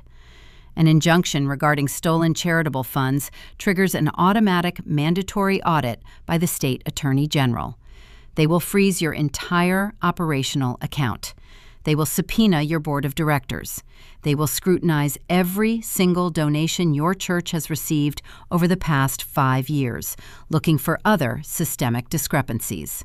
I watched the blood retreat from his face. The tan, healthy complexion faded into a sickly, pale gray. His jaw slackened. He swallowed hard. Megachurch pastors do not fear spiritual judgment. They fear the Internal Revenue Service. They fear losing their nonprofit tax-exempt status. They fear government auditors opening their books and examining the executive salaries, the private travel expenses, and the untaxed housing allowances. Thomas Reed valued his pristine empire above all else. He was staring at the exact mechanism that could bring it all crashing down. He opened his mouth to speak, but he had no pastoral platitudes left to offer. He was cornered by the undeniable math. But solving one problem always creates another. He did not reach for his checkbook. His eyes darted toward the closed door of his office. The timeline of his silence told me everything I needed to know. The money was not sitting in a vault waiting to be returned. He had a very specific logistical problem, and he was about to realize that returning my money was going to require dismantling the very lie he had just sold to his entire congregation. The heavy silence inside the corner office stretched until it felt brittle enough to snap. Pastor Thomas Reed stopped looking at the red polyblend binder. He shifted his gaze to the window, staring out at the manicured lawns of his sprawling campus. The polished confidence he projected just 10 minutes earlier had evaporated. The man sitting across from me was no longer a spiritual shepherd guiding his flock. He was a chief executive officer calculating the exact blast radius of a financial detonation. He reached up and loosened his silk necktie by a fraction of an inch. His knuckles were pale. "You must understand how nonprofit capital campaigns operate, Sienna," he said. His voice lacked its previous theatrical resonance. It was quiet now, stripped down to the bare mechanics of survival. "We do not keep six-figure donations sitting in a dormant holding account. When funds clear the network, they are immediately swept into our active operational ledger." I kept my hands folded in my lap. I did not offer a sympathetic nod. I waited for him to articulate the logistics of his problem. "The $95,000 your father wired on Tuesday was processed as unrestricted building capital," he continued. "By Wednesday afternoon, our finance committee had already allocated the entire balance. $40,000 was dispersed to retain the architectural firm designing the new youth pavilion. $25,000 went towards securing the municipal permits and initial contractor fees." He paused, running a hand over his jawline. He was hesitating, reluctant to admit the final allocation. "And the remaining $30,000, I prompted, keeping my tone perfectly flat. He exhaled a long, defeated breath. "It was transferred into the executive compensation escrow," he admitted. "It funded your sister Harper's signing bonus and her first quarter benefits package." The geometry of the bribe was now fully illuminated. Richard and Linda stole my inheritance to buy Harper a job, but Grace Point Megachurch used that exact same stolen money to pay her. Harper was essentially funding her own unearned salary using my stolen future. We cannot simply reverse the transaction, Pastor Reed explained, leaning forward and resting his elbows on the mahogany wood. If I instruct the accounting department to pull $95,000 out of the general fund today, we will bounce checks to our primary construction vendors. The architectural firm will halt their rendering process. Harper's payroll account will flag an immediate deficit. He looked at me, expecting the sheer scale of his administrative nightmare to soften my resolve. But the timing is the real catastrophe, he added, his tone growing desperate. This Saturday evening, we are hosting the Vision Gala. It is our premier annual fundraising event. 500 of our most prominent donors have RSVP'd. Local politicians, business leaders, real estate developers. They are expecting a catered dinner and a keynote presentation showcasing our pristine financial health. I remembered the archived job posting. I remembered the prestige associated with the role my parents had purchased. And you are scheduled to introduce your new Executive Director of Community Planning at this gala, I said. He nodded slowly. Harper is the centerpiece of the evening. She is supposed to stand on that stage and share her testimony about your family's generous diamond-level partnership. If I rip $95,000 out of the ledger 3 days before the gala, the resulting deficit will be glaringly obvious on the quarterly transparency reports we distribute to the attendees. It will prompt questions I cannot legally answer. He sat back in his chair, attempting to summon one last shred of his customary authority. I need time, Sienna, he stated. Give me 30 days to shift funds from our emergency reserves. Let us get through the gala this weekend. Let me introduce Harper as planned, keep the donors satisfied, and I will quietly reimburse your account next month. Nobody has to face public humiliation. I reached into my leather briefcase. I bypassed the red binder and withdrew a single, crisp sheet of heavy 32-pound stock paper. The document was enclosed in a clear protective sleeve. I placed it on the desk and slid it across the polished mahogany. The friction of the plastic against the wood produced a sharp scraping sound. That is a formal, statutory demand for return of funds, I told him. It outlines the exact routing sequence of the forged cashier check. It cites the relevant Missouri penal codes regarding the possession of illicitly obtained financial assets. It bears my notarized signature. He looked down at the document without touching it. You do not have 30 days, I said. You do not have 30 hours. You have exactly 72 hours to wire the full sum of $95,214.33 back into the originating probate escrow account. The deadline is Thursday at noon.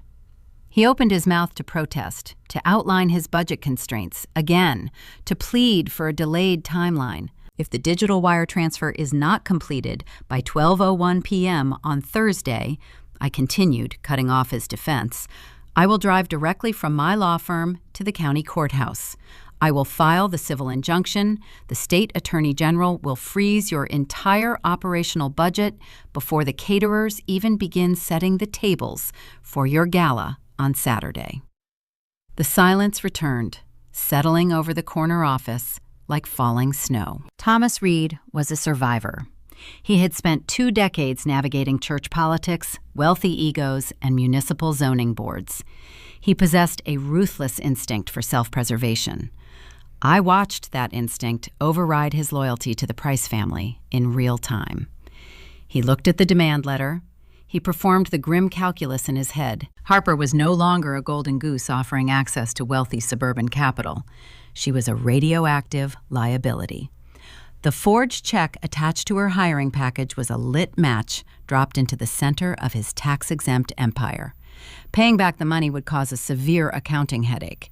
Ignoring my deadline would trigger a state investigation that would burn his entire institution to the ground. He picked up a silver pen from his desk set. He signed his name on the acknowledgement line at the bottom of my demand letter. You will have your funds by Thursday morning, he murmured. His voice was hollow. I retrieved the signed copy and returned it to my briefcase. I fastened the brass buckles.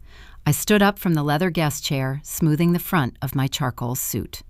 "There is one specific condition regarding this reversal, Pastor Reed," I said, looking down at him. He looked up, his eyes wary. "You will not contact Richard or Linda Price," I instructed. "You will not call them to demand an explanation. You will not send them an email regarding the forged signature. You will let them believe their stage set is perfectly intact." He frowned, his brow furrowing in confusion. "They committed fraud, Sienna. They lied to my finance team. They put my entire church in legal jeopardy. I have a duty to confront them." "You will confront them," I agreed, "but you will not do it privately." I picked up my briefcase. "They weaponized your institution to buy a public reputation," I explained. "They used your congregation as an audience to validate their illusions. If you alert them now, they will simply concoct a new lie. They will hide. They will attempt to spin the narrative before the gala even begins." I walked toward the frosted glass doors. I paused with my hand on the brushed steel handle. "Let them come to the Vision Gala on Saturday," I said. "Let them put on their formal wear and sit at their reserved VIP table. Let them wait for the applause. You will handle this discrepancy from the podium." Thomas Reed stared at me. He finally understood the architecture of the trap. He was not just returning stolen money. He was being conscripted as the executioner. He swallowed hard and offered a single grim nod of agreement. I walked out of the executive suite and navigated the carpeted hallways back to the grand lobby. I exited through the sliding glass doors into the crisp November morning. The sun was higher now, reflecting blindingly off the luxury vehicles in the parking lot. The process was officially in motion. The church would wire the funds by Thursday to protect their own skin. The stolen inheritance was secured. But gravity operates at different speeds for different objects. My parents were currently sitting in their pristine 4-bedroom colonial, completely oblivious to the fact that the foundation beneath them had just been demolished. They still believed they possessed the upper hand. They still believed my quiet nature equated to blind obedience. As I unlocked my sedan and slid into the driver's seat, my cellular phone buzzed in my coat pocket. The screen displayed a text message from my mother. It was an invitation laced with synthetic sweetness, asking if she could drop by my townhouse later that evening to bring me a fresh bakery treat. The panic I had witnessed during Sunday brunch was festering. Richard and Linda were feeling the perimeter of their lie trembling, and they were mobilizing. They were coming to my home to secure the blindfold they thought I was still wearing. I put the car in gear and smiled a tight, cold smile. I replied to her text with a simple confirmation, telling her my door was always open. My townhouse sits on a quiet, tree-lined street in the western suburbs. It is a modest brick structure. I bought it 3 years ago using money I saved from working overtime, drafting appellate briefs, and auditing escrow logs. The floors are original hardwood, and the kitchen counters are standard laminate. It lacks the imported quartz and vaulted ceilings of my parents' colonial, but it possesses one distinct advantage. Every square inch belongs to me. There are no leveraged loans. There are no hidden liens. The doorbell rang at exactly 6:30 in the evening. The sun had already dipped below the horizon, casting long gray shadows across the front porch. I knew who was standing on the other side of the door before I looked through the peephole. Desperation operates on a very predictable timetable. When people realize their fabricated reality is vulnerable, they rush to reinforce the perimeter. I unlocked a deadbolt and pulled the door open. Richard and Linda stood on the concrete step. The crisp autumn air rushed into the foyer, carrying the scent of fallen leaves and expensive cologne. My mother held a familiar white cardboard bakery box in her hands. Her smile was stretched thin, tight across her teeth. My father stood slightly behind her, his hands shoved deep into the pockets of his tailored wool trousers. They had not visited my home in over 5 months. "Sienna, sweetheart," my mother chimed, her voice pitched a half-octave higher than normal. "We were just in the neighborhood and thought we would drop by. We brought you a treat." I stepped aside and gestured for them to enter. I did not point out that my neighborhood is a 20-minute drive from their usual social routes. I did not mention the anomaly of their sudden arrival. I simply offered a polite nod and led them into the living room. They sat close together on my gray upholstered sofa. I took the armchair opposite the coffee table. The physical distance between us felt appropriate. Linda placed the bakery box on the glass surface. She carefully lifted the cardboard lid, revealing another lemon meringue pie. The neon yellow filling caught the light from the floor lamp. The sugar peaks on top were perfectly stiff. It was the exact same synthetic performance she had staged at the Sunday brunch. "We just wanted to check on you," Richard said, leaning forward, resting his forearms on his knees. "You left the house so quickly on Sunday. We wanted to make sure everything was all right." I folded my hands in my lap. I maintained a neutral, open expression. "Everything is fine, Dad," I replied. "I just had a heavy workload to manage. You know how the end of the month gets at the firm." Linda seized the opening. She leaned in, her eyes wide and brimming with manufactured maternal pride. "We were actually just talking about your work ethic during the car ride over here," she said. "You have always been so incredibly self-sufficient, Sienna, ever since you were a little girl. You never demanded attention. You never asked for help. You just put your head down and built a beautiful life for yourself." I listened to the flattery. Gaslighting rarely begins with an insult. It begins with a compliment designed to box you into a specific role. They were praising my independence to preemptively shame me for expecting anything else. They were telling me I did not need an inheritance, so they would not feel guilty for stealing it. "We are just so proud of how well you take care of yourself," Richard added. "Your sister Harper, she struggles. She needs constant guidance. But you are our rock. You always land on your feet." I watched my mother's hands. She was clasping them tightly together in her lap. The knuckles were white. A faint, involuntary tremor shook her left index finger. My father was attempting to project relaxed authority, but his right foot tapped a frantic, erratic rhythm against the area rug. Their bodies were betraying the terror their words were trying to conceal. Then came the pivot, the actual reason for the unannounced visit. Speaking of taking care of things, Richard continued clearing his throat and shifting his weight on the sofa cushions. "I spent the afternoon reviewing the final ledgers for your grandmother's estate. I wanted to give you an update since you asked about the timeline on Sunday." I did not blink. I did not lean forward. I simply waited. "It is a rather unfortunate situation," he said, shaking his head slowly. "It turns out Evelyn was not as organized as we all believed. We uncovered a significant amount of hidden debt, outstanding medical bills, some old personal loans we knew nothing about. The creditors filed claims against the estate late last week." Linda reached over and placed her trembling hand on my father's arm, playing the role of the supportive, grieving wife. "It is heartbreaking," she whispered. "All those liquid assets are going to be eaten up by the settlement costs. By the time the probate court satisfies the outstanding liens, there will essentially be nothing left to distribute." The lie was breathtaking in its audacity. They sat in my living room looking me directly in the eyes and erased $95,000 from existence. They fabricated imaginary creditors to cover the tracks of a forged cashier check.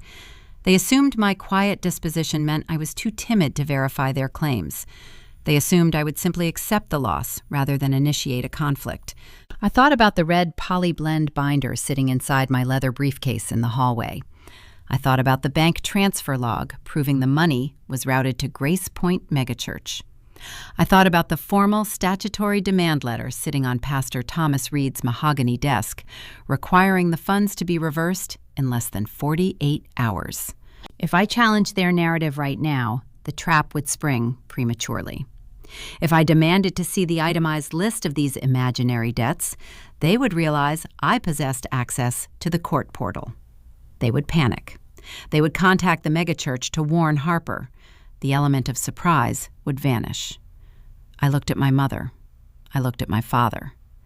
I offered them the exact reaction they desperately needed to see. "That is really unfortunate," I said, my voice flat and untroubled. "But debts have to be paid. That is how the legal system operates." The physical transformation in the room was instantaneous. Richard exhaled a breath he had clearly been holding since he walked through the front door.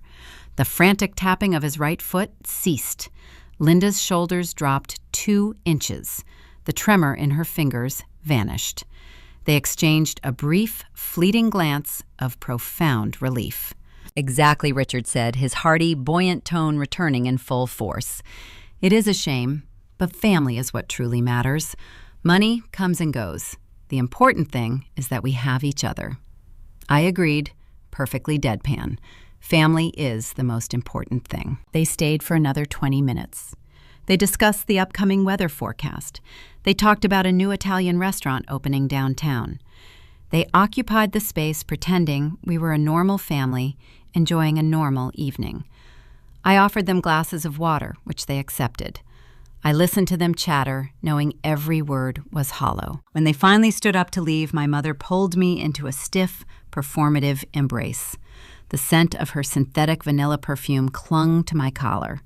Richard patted my shoulder with heavy, patronizing affection. "Enjoy the pie," Sienna Linda said, gesturing to the cardboard box on the coffee table. "You deserve a sweet treat after working so hard." I walked them to the front door. I stood on the porch and watched them climb into their luxury sport utility vehicle. The taillights illuminated the dark street as they backed out of the driveway and accelerated toward the highway. They drove away feeling victorious. They believed they had successfully neutralized the threat. They believed their secret was permanently buried. I stepped back inside and locked the deadbolt.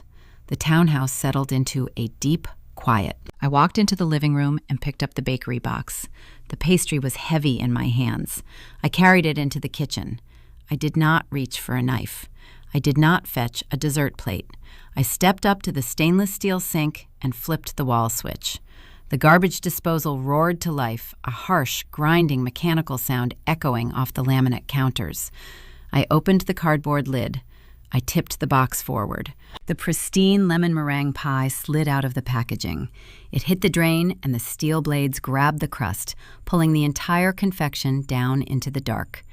The neon yellow filling vanished in seconds, obliterating the hollow synthetic offering. I let the water run for a full minute, washing away the sugar and the grease until the drain was completely clear. I flipped the switch off.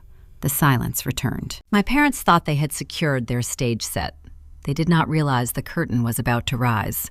Tomorrow the postal carrier would deliver the mail, and the final piece of the architecture would arrive in a glossy, gold-embossed envelope.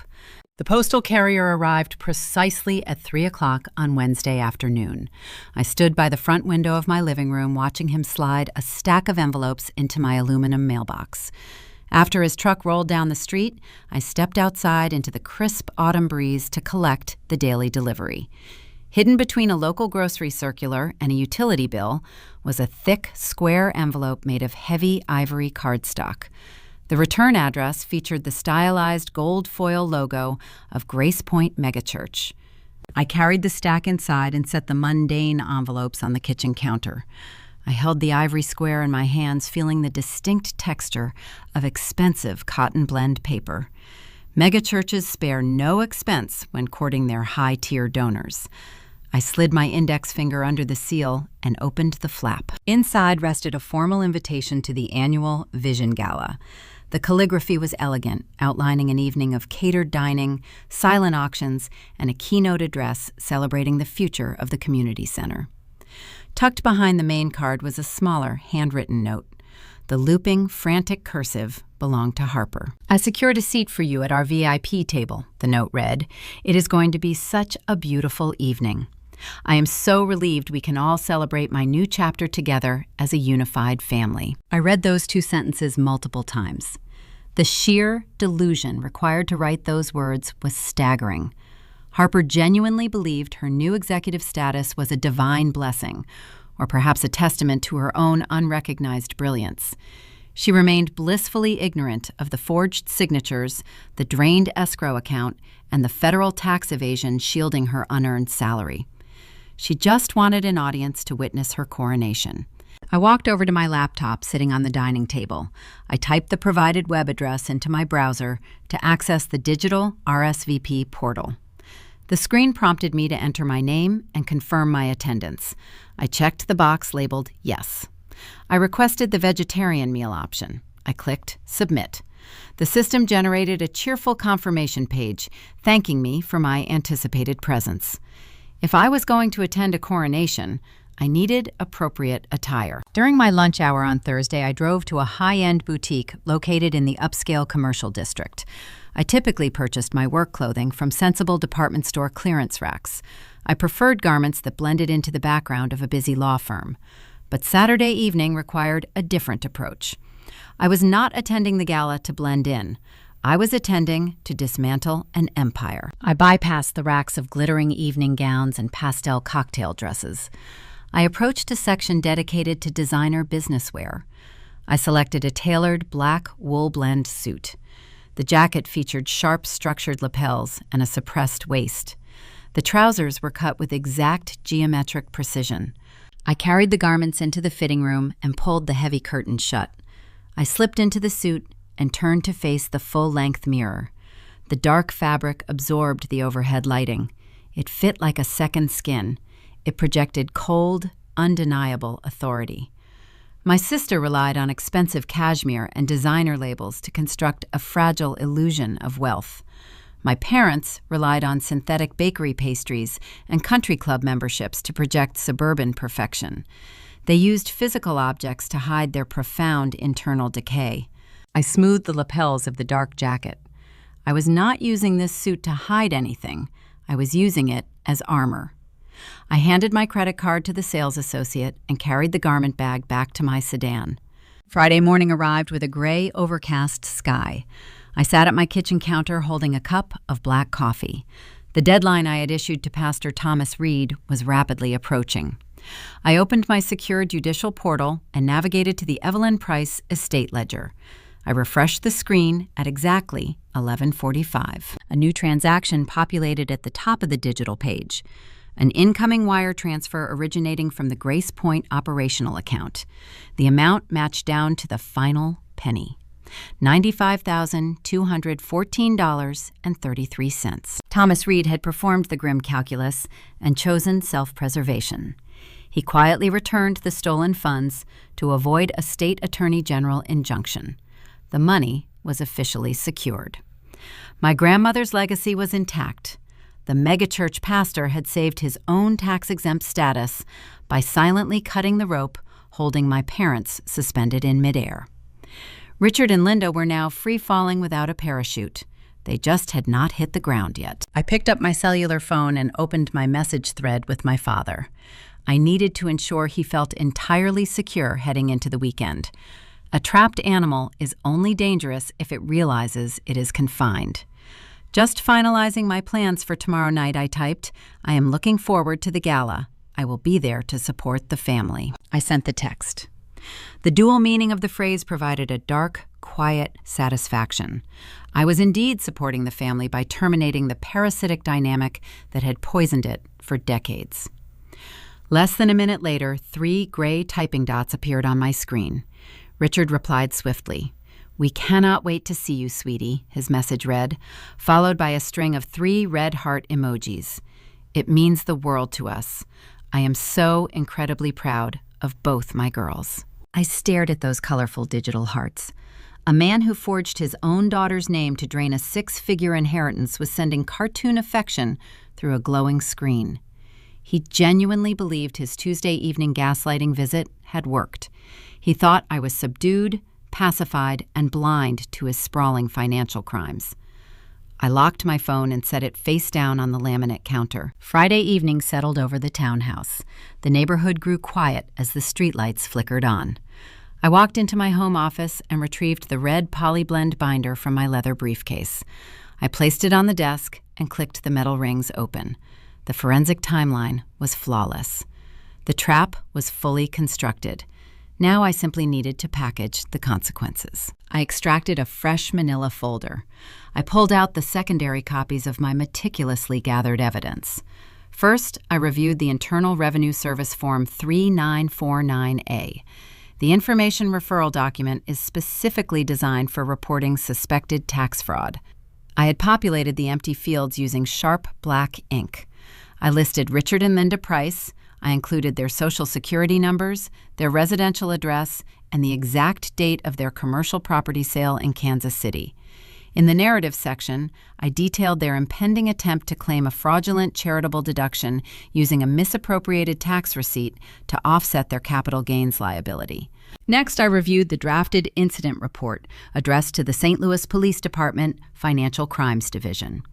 The narrative documented the precise timeline of the forged cashier check, detailing how my legal identity was hijacked to breach a court-monitored probate escrow account. I attached the high-resolution scan of the forged signature alongside a certified copy of my actual government identification to highlight the glaring penmanship discrepancies. I placed the bank transfer logs showing the reversed funds on top of the stack. This proved the church acknowledged the illicit nature of the original deposit. I walked into my bedroom and opened my closet. On the top shelf sat a box of decorative packaging materials I kept for wrapping holiday presents. I selected a sleek, deep crimson gift envelope. It was constructed of thick, heavy paper, usually reserved for presenting expensive gift certificates or wedding cash. It looked festive, elegant, and entirely unassuming. I carried the crimson envelope back to the office. I folded the IRS tip form, the police draft, the escrow logs, and the forged check scan. I slid the crisp documents inside the decorative sleeve. I sealed the flap, securing it with a thin, black satin ribbon tied into a precise, symmetrical bow. I held the finished package in my hands. It weighed only a few ounces, but it carried enough destructive force to level a pristine 4-bedroom colonial and a counterfeit executive career. It was the perfect Trojan horse. A devastating legal avalanche wrapped in festive crimson paper, destined for a lavish ballroom celebration. I carried the envelope to the front entryway and placed it carefully on the console table directly next to my car keys. I hung my new tailored black suit on the closet door, ensuring the fabric remained free of wrinkles. The preparation was complete. The investigative grind was over. Tomorrow night, the stage lights would turn on, the congregation would take their seats, and the illusions would finally shatter. The annual Vision Gala for Grace Point Megachurch was held in the grand ballroom of the premier downtown hotel. I arrived at 7 o'clock on Saturday evening. I handed the keys of my sedan to a valet attendant wearing a pristine white uniform. I stepped onto the cobblestone driveway and felt the crisp night air brush against my face. I adjusted the lapels of my tailored black wool suit. The crimson gift envelope rested securely inside my leather clutch. I walked through the revolving brass doors and entered the sprawling lobby. The environment was a masterclass in performative philanthropy. The hotel lobby smelled of roasted tenderloin white lilies and expensive botanical perfumes. A string quartet played classical arrangements of modern pop songs near the coat check. Wealthy suburbanites mingled in floor-length gowns and tailored tuxedos. They held delicate crystal glasses filled with sparkling wine. They gathered to celebrate their own generosity under the guise of funding a youth community center. It was the charity industrial complex operating at peak efficiency. I navigated past the towering floral arrangements and the silent auction tables displaying signed sports memorabilia and luxury vacation packages. 2 ushers wearing matching navy blazers stood at the entrance to the main ballroom. They held digital tablets verifying the guest list. I provided my name. The usher smiled a bright, practiced smile and directed me toward the front of the room. Table 14 occupied a prime location directly adjacent to the center stage. It was a VIP placement reserved for the highest-tier donors. The table was draped in heavy white linen and decorated with tall silver candelabras. I approached my assigned seat. My family was already holding court. Harper sat in a gold chivalry chair wearing a champagne silk gown that draped flawlessly across her shoulders. She held a crystal flute of sparkling cider, holding it delicately by the stem. She was laughing at a joke told by a local real estate developer standing nearby. She projected the aura of local royalty, accepting the adoration of her loyal subjects. Liam stood behind her chair. He wore a fitted tuxedo that looked expensive, but likely carried a rental barcode hidden inside the inner pocket. He was scanning the room with the hungry, restless eyes of a man desperately searching for an investor to rescue him from his impending wage garnishments. Richard and Linda sat on the opposite side of the table. My father wore a sharp, dark suit. My mother wore an emerald green dress and a fresh layer of synthetic vanilla perfume. They were beaming. They looked like two successful producers watching the opening night of a Broadway play they had financed. I stepped up to the table. Richard noticed me first. He stood up immediately, projecting his hearty, buoyant persona. "Sienna," he called out, his voice carrying over the ambient chatter of the ballroom. "You made it." He pulled out the empty chair beside him. I took my seat. I placed my leather clutch on my lap, resting my hands over the concealed crimson envelope. "You look very professional tonight, Sienna," my mother said. She leaned across the table and offered a tight smile. "That suit is very sharp. It is perfect for the office." It was her signature brand of backhanded compliment. She was implying that my attire was too severe for a gala celebration. She wanted to remind me of my role. Harper was the glamorous star of the evening. I was the reliable clerical worker brought along to witness her triumph. I thanked her for the observation. I accepted a glass of ice water from a passing waiter. I did not engage in the small talk. I simply observed the architecture of their delusion. Harper turned her attention toward me. The real estate developer had drifted away toward the open bar. "I am so glad you are here," Sienna Harper said. Her voice was breathy and laced with a toxic, condescending sweetness. "Tonight is such a milestone for me. Pastor Reed told me the pastoral board is thrilled with my vision for the community center. It is amazing how doors open when you step out in faith." I looked at my younger sister. I looked at the champagne silk gown. I looked at her perfectly styled hair. Then my gaze drifted downward. The ambient noise of the crowded ballroom faded into a dull, distant static. The clinking of silverware and the hum of the string quartet vanished from my awareness. Resting against my sister's collarbone, catching the ambient light from the crystal chandeliers, was a familiar piece of jewelry. It was set in intricate silver filigree. It was suspended from a delicate platinum chain. The center stone was a deep, vivid cornflower blue. It was Grandma Evelyn's 1920s Salon sapphire pendant. The breath in my lungs went completely still. I sat perfectly rigid in my gold chair. My grandmother had kept that necklace hidden away in a velvet box, locked inside a secure steel drawer at the credit union. She only wore it on rare, profound occasions. She wore it to my law school graduation. She wore it when she testified in court to help a neighbor keep their home. She told me the sapphire was a symbol of quiet endurance. She explicitly promised it to me. My parents had not just forged my signature to drain the liquid cash from the probate escrow account. They had breached the physical safe deposit box. They had extracted the vintage jewelry collection. They used the $95,000 to purchase Harper's executive job, and they handed her the family heirloom as a costume accessory to complete the outfit. Harper was not just stealing my future. She was wearing my history. She was parading a stolen artifact in front of 500 people, using my grandmother's legacy to legitimize her own counterfeit existence. I felt a cold, razor-sharp clarity settle over my mind. Any lingering trace of familial hesitation evaporated. The red binder back at my townhouse documented the financial theft. The crimson envelope in my lap held the federal tax fraud evidence. But seeing that blue stone resting against Harper's skin elevated the conflict from a legal dispute into a fundamental violation of memory. Linda possessed a predatory instinct for detecting shifts in my mood. She noticed my gaze locked onto Harper's throat. The color drained slightly from my mother's cheeks. The synthetic smile faltered. She knew I recognized the pendant. She knew I had personally cataloged the estate inventory. She realized she had miscalculated the risk of letting Harper wear the stolen jewelry in my presence. Linda leaned across the white linen tablecloth. She reached out and placed her hand over mine. Her fingers felt cold and rigid. She lowered her voice, ensuring the other guests at our table could not hear her words. "Grandma wanted Harper to have it," she whispered. Her tone was a desperate, pleading hiss. We found a secondary note in her personal belongings. She wanted Harper to wear it to look professional for her new executive role.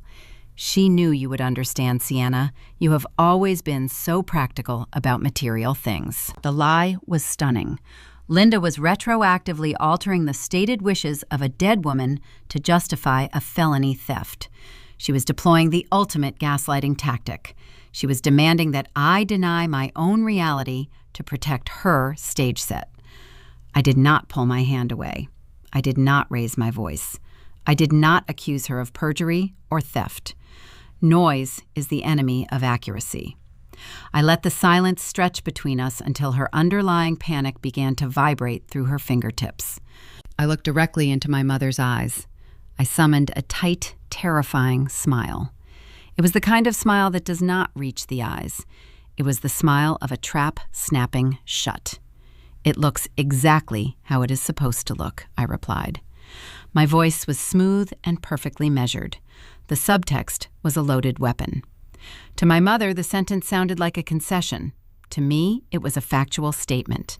The sapphire looked exactly like stolen property resting on the neck of a fraudster. Linda exhaled a shaky breath. She withdrew her hand and picked up her water glass. She believed she had navigated the crisis. She believed her preemptive lie had successfully contained the damage. I picked up my own glass of water. I took a slow, deliberate sip. The ice clinked softly against the rim. At that exact moment, the overhead chandeliers dimmed. The soft, ambient lighting shifted into a focused amber glow, illuminating the grand center stage. The low hum of conversation across the ballroom died down into a respectful, expectant hush. The string quartet stopped playing. A single spotlight ignited, cutting through the dark room and pooling directly behind the wooden podium. Pastor Thomas Reed stepped out from the heavy velvet curtains. He walked up the short flight of stairs and approached the microphone. He wore a tailored black tuxedo, but the polished, invulnerable aura he usually projected was entirely absent. His shoulders were rigid. His posture was stiff. His face looked pale and drawn under the harsh stage lighting. He carried a single manila folder in his left hand. He stepped up to the podium and adjusted the microphone stand. The sound echoed through the massive speakers lining the walls. Richard leaned forward in his chair, his face glowing with anticipation. Harper sat up straight, smoothing the fabric of her champagne gown, preparing to stand up and accept her applause. I kept my hands resting over the crimson envelope in my lap. I watched the pastor open the folder. The room was silent, waiting for the keynote address. The countdown had reached 0. Pastor Thomas Reed leaned toward the microphone. A brief, high-pitched whine of audio feedback pierced the quiet ballroom before the sound engineer quickly adjusted the levels. The sharp noise caused a few guests to flinch, but it successfully commanded the attention of everyone present. 500 pairs of eyes focused on the center stage. The pastor gripped the outer edges of the wooden podium. Under the harsh glare of the amber spotlights, his face appeared remarkably pale. The customary bronze glow he sported during Sunday morning services was gone, replaced by a tight sheen of cold sweat across his forehead. He opened the manila folder resting on the lectern. He did not look down at the pages. He kept his gaze fixed on the back wall of the banquet hall. At table 14, the anticipation was a living, breathing entity. Richard adjusted his silk necktie and sat forward, resting his forearms against the edge of the heavy white linen tablecloth. His chest swelled with manufactured pride. Linda smoothed the napkin on her lap, wearing a rigid, frozen grin that showcased all of her teeth. Harper was practically vibrating. She shifted her weight in the gold chivari chair, lifting her chin to display the salon sapphire resting against her collarbone. She discreetly checked her reflection in the blade of her butter knife, ensuring her hair remained flawless. She was prepping her posture for the inevitable standing ovation. She was ready to rise, accept the adoration of the local elite, and ascend to her purchased throne. I sat perfectly still. I felt the weight of the crimson gift envelope resting beneath my hands inside my leather clutch. I watched the man on the stage prepare to detonate a controlled demolition. "Thank you all for gathering here tonight," Pastor Reed began, his voice echoing through the towering speaker columns. "We are standing on the precipice of a new era for Grace Point. When we first envisioned the community center, we saw a sanctuary for the youth of this city. We saw a beacon of hope." A gentle wave of applause rippled through the audience. The attendees nodded in polite unison. Harper reached over and squeezed Liam's hand. Liam offered a practiced, stoic nod, pretending he was a titan of industry supporting his devout wife, rather than a drowning debtor hiding from process servers. But a beacon cannot shine if the foundation beneath it is compromised, the pastor continued. The applause faded quickly, replaced by a sudden, confused silence. The cadence of his speech slowed. The rhythmic, comforting tone of a spiritual shepherd vanished. He transitioned into the clipped, precise delivery of a corporate executive addressing a shareholder crisis. "We are entrusted with more than just the spiritual well-being of our congregation," he stated, his voice echoing off the high ceilings. "We are entrusted with a profound fiscal duty. Our donors expect impeccable stewardship. Our municipal partners require strict regulatory adherence. A ministry built on financial shadows is destined to collapse. Therefore, integrity must always supersede ambition." The ambient temperature in the ballroom seemed to drop 10 degrees. The guests shifted uncomfortably in their seats. Wealthy suburbanites possess a highly tuned radar for scandal. They recognize the sudden deviation from the evening program. The customary celebration of generosity had abruptly turned into a defensive legal disclaimer. Richard frowned. The buoyant pride on his face fractured, replaced by a faint shadow of confusion. He glanced at Linda. Linda maintained her rigid grin, but her eyes darted nervously toward the stage. "Tonight we were scheduled to introduce a new member of our leadership team," Pastor Reed said, gripping the podium so tightly his knuckles turned white. "We intended to welcome our new Executive Director of Community Planning. However, the Pastoral Board and our external legal counsel have convened this afternoon. We have made the difficult decision to halt that induction." A collective gasp echoed across the room. Whispers broke out among the surrounding tables. Harper froze. Her fingers tightened around the stem of her crystal cider flute. The triumphant posture collapsed, leaving her rigid and hollow. She stared at the stage, her mouth slightly open, unable to process the words transmitting through the speakers. "Transparency is the only currency that matters in times of uncertainty," the pastor declared, raising his voice to cut through the rising murmurs. "We pride ourselves on vetting every contribution that enters our treasury. Late this week, our finance department flagged a recent deposit. A contribution of $95,000 was submitted to our capital campaign. This deposit was presented to us as a unified legacy gift from the Price family." He paused, letting the specific dollar amount and our surname hang suspended in the air. 500 guests absorbed the data. "We have since been provided with incontrovertible documentation regarding the origin of those assets," he continued, his tone turning glacial. "The funds in question are tied to a severe probate discrepancy. They were routed from a restricted judicial escrow account without the proper authorization of the true beneficiary. Grace Point maintains a zero-tolerance policy regarding contested assets. We do not build our sanctuary using misappropriated capital." The whispers in the ballroom escalated into a low, chaotic buzzing. Guests at neighboring tables began craning their necks trying to locate the disgraced family. "To maintain our pristine regulatory standing and to honor our fiduciary obligations, the church initiated a mandatory reversal this morning," Pastor Reed announced. "The full sum of $95,000 has been wired back to the originating bank. The funds have been returned to the rightful legal heir, Sienna Price, effective immediately." He said my name clearly and distinctly. He etched it into the official record. He wanted every politician and real estate developer in the room to know he had remedied the situation. He was publicly washing his hands, offering my parents up as the sacrificial lambs to protect his tax-exempt empire. Because this illicit transaction was directly tied to the employment negotiations for our new executive role, we must sever ties to protect the institution, he proclaimed. Harper Price is suspended from all ministry duties and committee involvements pending a formal legal review. We will cooperate fully with any state or federal investigations that may arise from this matter. Thomas Reed stopped speaking. He closed the manila folder. For the first time since he walked onto the stage, he shifted his gaze away from the back wall. He looked down from the platform, peering through the amber spotlights. He locked eyes directly with table 14. The silence that followed was suffocating. It was the sound of a carefully constructed reality disintegrating into dust. Richard's right hand went entirely slack. The heavy silver dining fork he was holding slipped through his fingers. The metal tines struck the edge of his porcelain dessert plate. The sharp, defining clatter pierced the quiet room like a gunshot. My father's chest heaved as he struggled to pull oxygen into his lungs.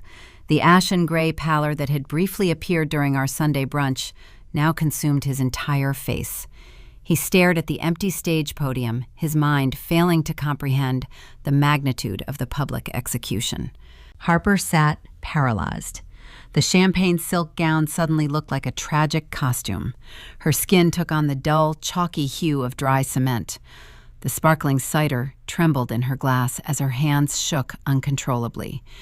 She looked like a woman who had stepped onto a pedestal, only to realize it was a trap door. Linda squeezed her eyes shut. She raised a trembling hand to her mouth, trying to muffle a jagged, breathless sob. The synthetic world she had spent 3 decades curating, the pristine reputation, the country club status, the effortless maternal illusion, was gone. It had been incinerated in less than 4 minutes. The string quartet remained silent. The waiters stopped pouring wine. 500 pairs of eyes shifted away from the stage and turned toward the front of the room.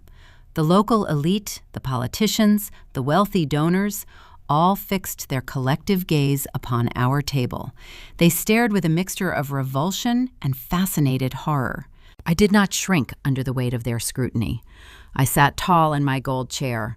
I adjusted the cuffs of my black wool suit. The systemic justice I had engineered was now a matter of public record. The audience that my parents feared more than anything else in the world was currently watching them burn. The ambient noise in the ballroom swelled from a shocked hush into a chaotic tidal wave of whispers. Chairs scraped against the carpet as guests at adjacent tables leaned away from us, physically recoiling from the epicenter of the scandal. Richard sat frozen. The heavy silver fork remained on his porcelain dessert plate, a stark reminder of the moment his reality fractured. Liam stared at the floor, his posture crumbling inward as he realized his financial lifeline had just been severed. Harper looked as though she might stop breathing. She sat rigid in her gold Chiavari chair, her eyes wide and unblinking, staring at the empty wooden podium. I did not wait for them to recover their senses. I picked up my leather clutch from my lap. I pushed my chair back. The metal legs glided smoothly over the carpet. I stood up. I smoothed the front of my tailored black wool suit, ensuring the lines remained sharp and unbothered. I turned my back on the stage. I walked away from table 14. I navigated the narrow spaces between the crowded banquet tables. The stares of the local politicians and wealthy donors followed my progress. I did not avert my gaze. I held my chin level. I reached the heavy mahogany double doors at the rear of the banquet hall. I pushed them open and stepped out into the grand lobby. The contrast was jarring. The lobby was vast, bright, and constructed of white marble. It smelled of ozone and fresh floral arrangements. The string quartet music was faint out here, muffled by the thick acoustic doors. The space was mostly empty, save for a few roaming hotel staff members and the coat check attendants standing behind a polished wooden counter. I walked toward the center of the atrium, letting the cool air wash over my skin. Less than 10 seconds later, those heavy mahogany doors flew open again. Hurried footsteps echoed sharply against the marble floor. I stopped walking and turned around. Richard, Linda, and Harper were marching toward me. They moved with a frantic, uncoordinated urgency. They looked like refugees fleeing a burning building while wearing formal evening attire. Their faces were flushed. Their breathing was ragged. Sienna Richard hissed. His face was mottled with dark red patches of pure panic. He stopped 2 feet in front of me. He kept his voice low, a desperate attempt to prevent the hotel staff from overhearing the collapse of his empire. "What did you do?" he demanded, his voice trembling with a terrifying blend of rage and terror. "What did you just do in there?" I did not offer a verbal explanation. I unclasped my leather clutch.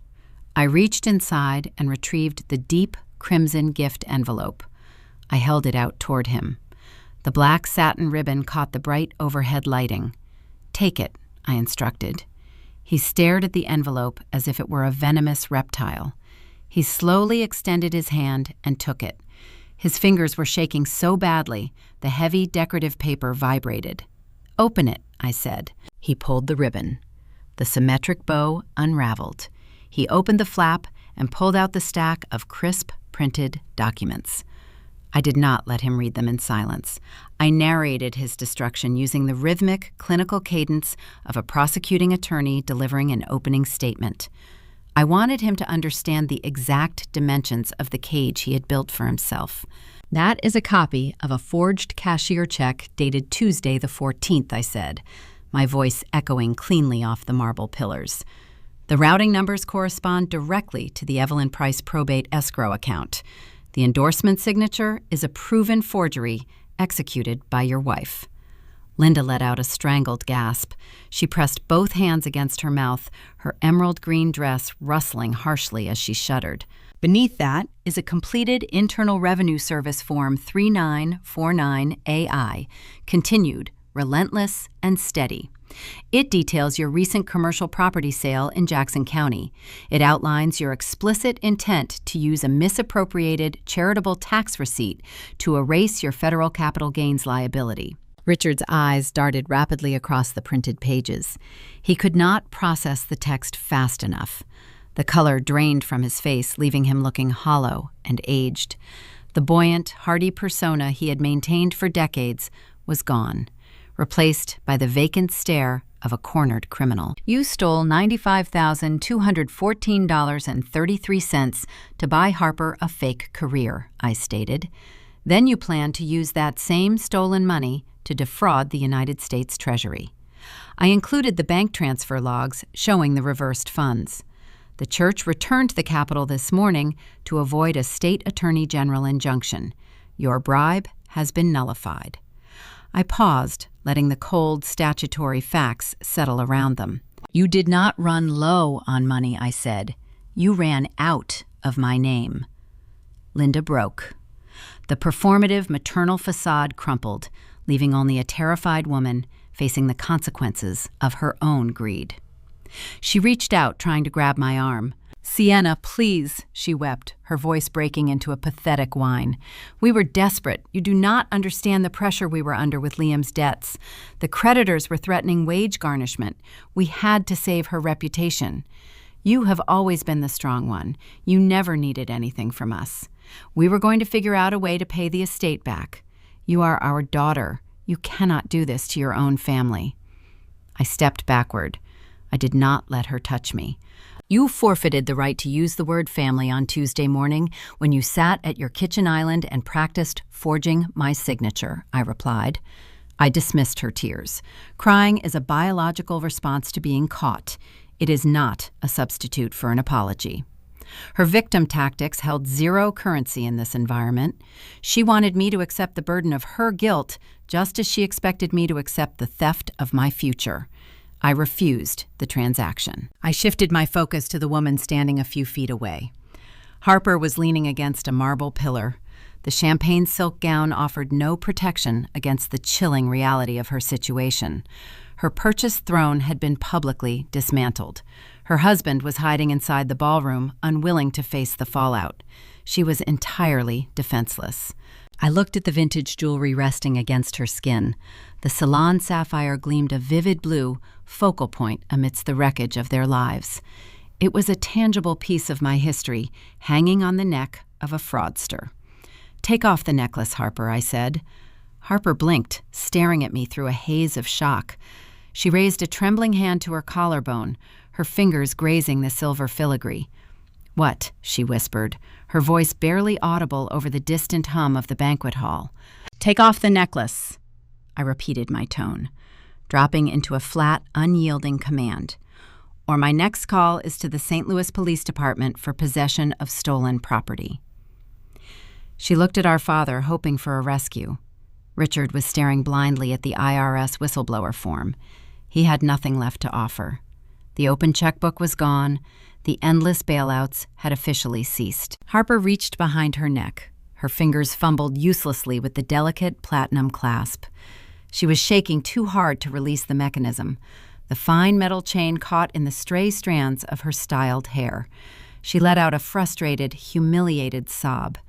She tried again, gripping the small metal hook with desperate, uncoordinated movements. The clasp finally gave way. She lowered her hands. The 1920s pendant swung freely from the chain. She stepped forward, holding the jewelry out toward me. Her eyes were red-rimmed and leaking mascara tears down her powdered cheeks.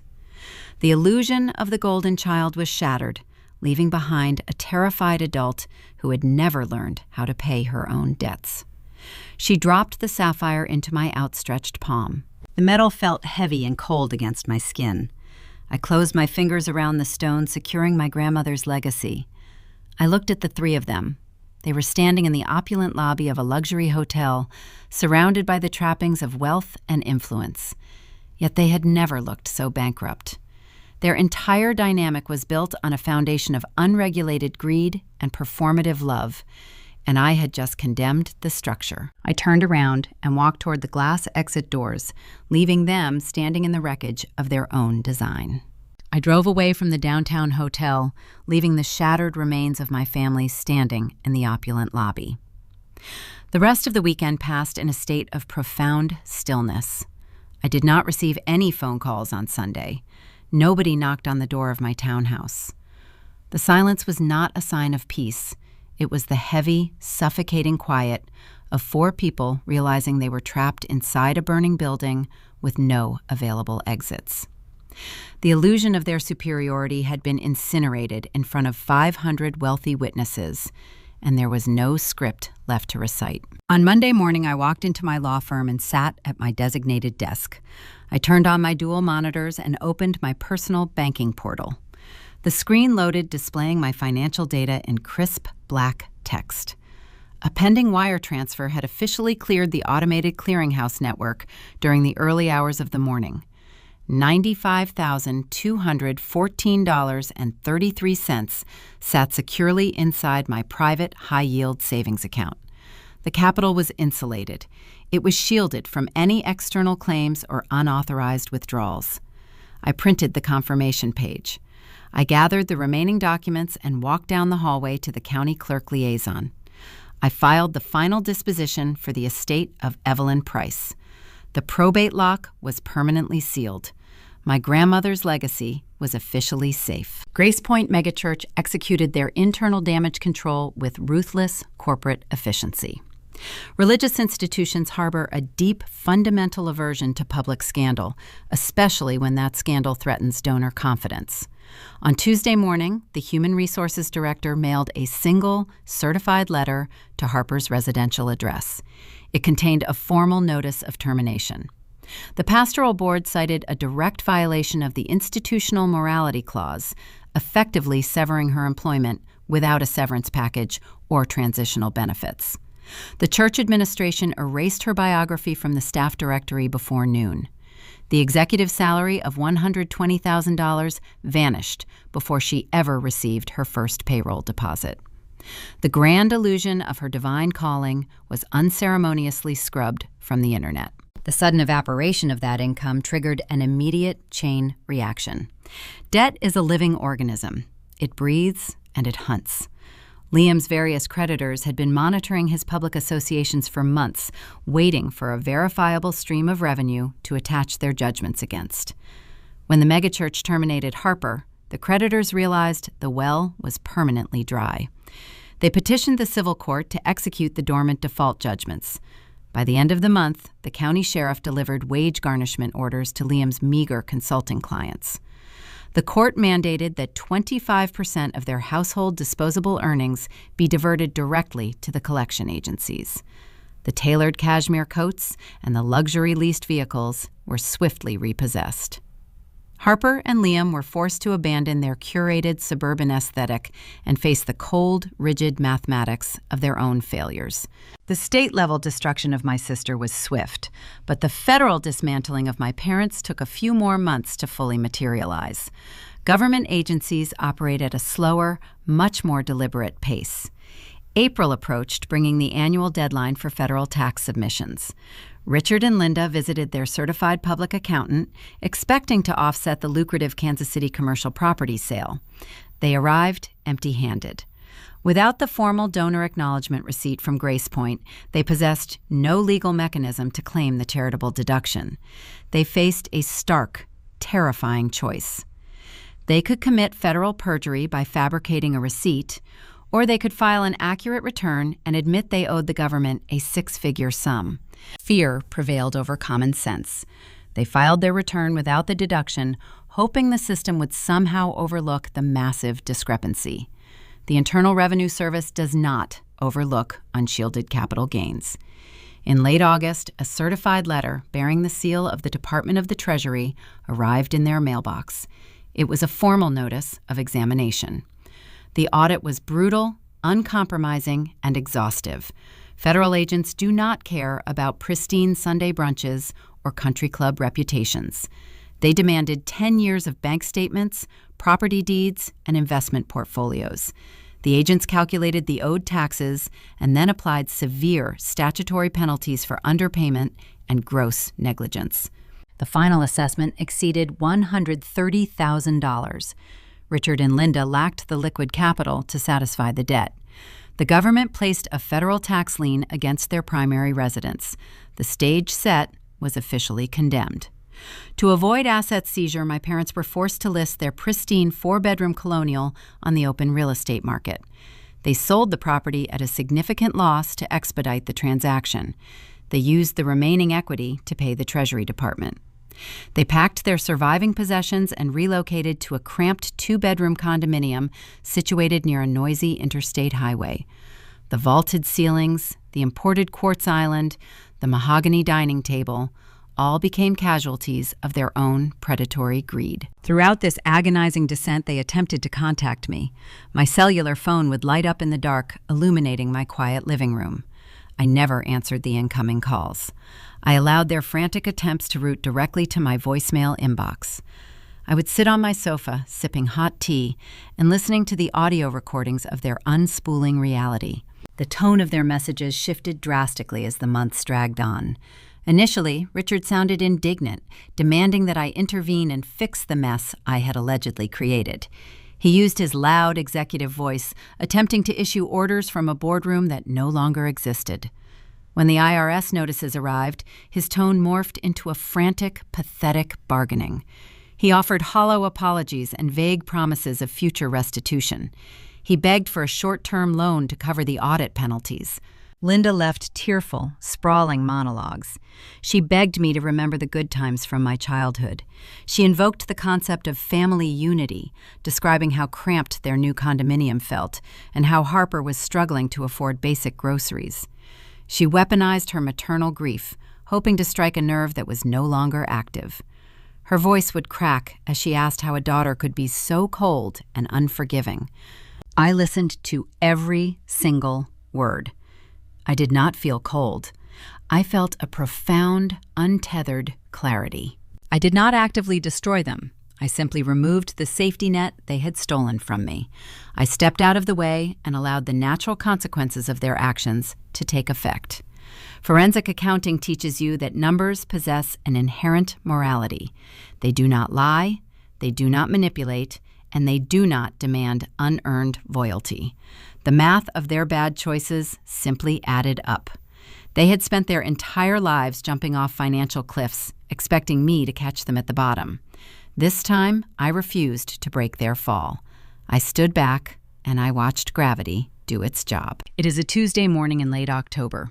Exactly 1 year has passed since my direct office line rang and Pastor Thomas Reed introduced himself. I am sitting at the small wooden dining table in my townhouse. The early sunlight streams through the eastern window. It spills across the original hardwood floor, warming the room. The space is completely silent. It is not the heavy waiting silence of a law firm after midnight. It is not the suffocating, terrified silence of a luxury hotel lobby right after a public execution. It is the clean, breathable silence of a life that belongs entirely to me. I hold a ceramic mug filled with dark roast coffee. The steam rises in a slow, steady column. The $95,214.33 did not remain idle in my private high-yield savings account. I utilized a portion of that recovered capital to lease a modest commercial office space in the downtown business district. I submitted my formal resignation to the mid-sized estate law firm 3 months ago. I established my own independent legal consulting agency, specializing in probate fraud investigation and asset recovery. The irony of my new career trajectory provides a quiet, enduring satisfaction. My parents attempted to steal my future to fund a counterfeit reality for my sister. Instead, they provided the exact financial catalyst I needed to build a genuine reality for myself. I spend my days doing exactly what I have always done. I audit ledgers. I trace missing capital. I sit with the numbers until they reveal the truth.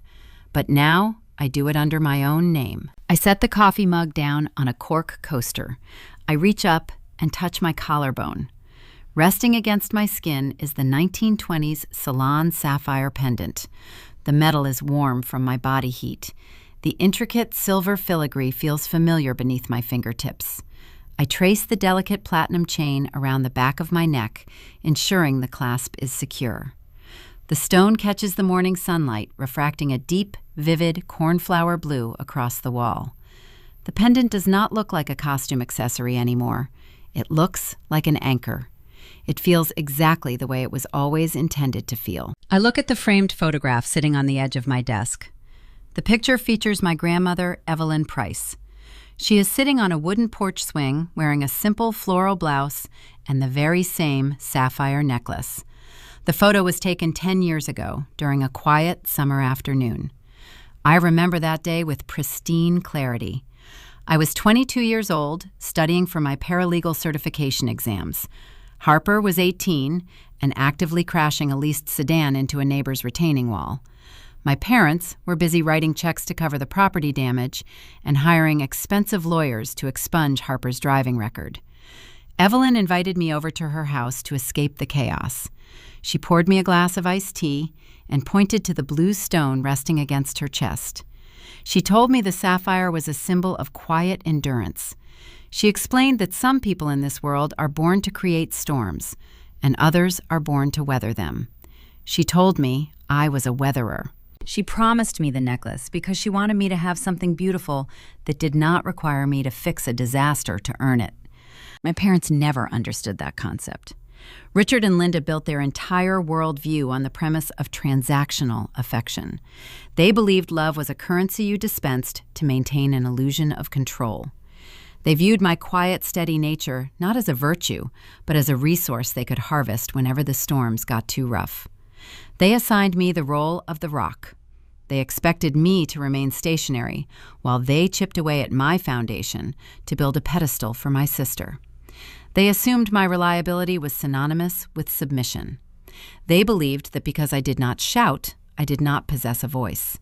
They failed to comprehend that a person does not need to shout when they hold the documentation. I lean back in my chair and look around the sunlit room.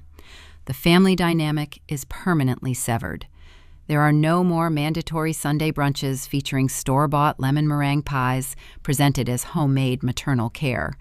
There are no more holiday gatherings where I am expected to sit quietly while Liam pitches another doomed logistical startup. There are no more frantic late-night phone calls demanding I file legal paperwork to rescue Harper from the consequences of her own terrible choices. The separation is absolute. Some people might view this total estrangement as a tragedy. Society places a heavy burden on the concept of blood relations. We are conditioned to believe that we must forgive every transgression simply because we share a genetic lineage. We are taught that walking away from a parent or a sibling is the ultimate failure of compassion. But true compassion must begin with self-preservation. I have come to realize a very simple, unyielding truth. Loyalty should not require you to set yourself on fire to keep someone else warm. My parents demanded that I immolate my own future to provide a temporary heat source for my sister. They wanted me to surrender my legal inheritance, my financial security, and my grandmother's legacy so Harper could continue living inside a comfortable hallucination. When I refused to provide the match, they attempted to strike it themselves. They forged my signature. They engaged in federal tax evasion. They jeopardized an entire religious institution. They committed all of these desperate, destructive acts under the banner of family unity. But a family united by fraud is nothing more than a criminal syndicate sharing a surname. I do not harbor any lingering hatred toward them. Hatred requires an ongoing emotional investment, and I have closed their account. I feel a profound, enduring apathy. They are currently living the exact lives they engineered. Richard and Linda are sitting in a cramped two-bedroom condominium, listening to the roar of highway traffic, paying off a substantial treasury debt they acquired through their own boundless greed. Harper and Liam are navigating the brutal reality of wage garnishments and repossessed vehicles without a wealthy benefactor to erase their mistakes. They are experiencing the pure, unvarnished truth of their decisions. The screen of my cellular phone suddenly illuminates on the table next to my laptop. The device emits a short, soft vibration. I look down at the digital display. A new text message has arrived. The contact name reads, Linda. Even after a year of absolute silence, even after losing her home and her pristine country club reputation, my mother is still attempting to locate a back door into my life. The notification preview displays the first few sentences of her message. It reads, Sienna, please call me. We are struggling so much. Your father is not sleeping well. We just want to put the past behind us and be a family again. It is the classic deployment of the victim tactic. It is a calculated attempt to trigger my ingrained sense of responsibility. She is not apologizing for the forged check. She is not acknowledging the stolen sapphire. She is not mentioning the federal audit. She is simply casting herself as a distressed elderly woman suffering from insomnia, hoping I will resume my designated role as the reliable problem solver. She wants me to read the message, internalize her synthetic grief, and reach out to offer a lifeline. I pick up the phone. The glass screen is cool against my palm. I do not open the message. I do not type a response explaining why her request is unacceptable. I do not engage in a debate regarding the definition of a family. Engaging with a manipulator only proves to them that their manipulation is still effective. I swipe my thumb across the notification bar. I tap the icon labeled Delete. The message vanishes from the screen, leaving no trace of her desperate pleading. I navigate to the contact settings menu. I scroll down to the bottom of the list. I press the option to block the caller. A small confirmation prompt appears, asking if I am sure I want to prevent this user from contacting me. I tap Confirm. The action is absolute. The digital bridge is permanently destroyed. I place the phone face down on the table. The process worked perfectly. The silent investigation, the meticulous collection of evidence, the strategic deployment of the truth in a public forum, it all functioned exactly as designed. I did not need to raise my voice. I did not need to throw a tantrum or stage a dramatic emotional confrontation. I simply gathered the receipts and allowed the numbers to speak on my behalf. I step away from the past and turn my attention back to the present. I open the lid of my laptop. The screen glows brightly, displaying my current client roster and the intricate financial spreadsheets waiting to be audited. I place my fingers on the keyboard and begin to type. The quiet sibling won by stepping out of the way and letting the loud ones dig their own graves.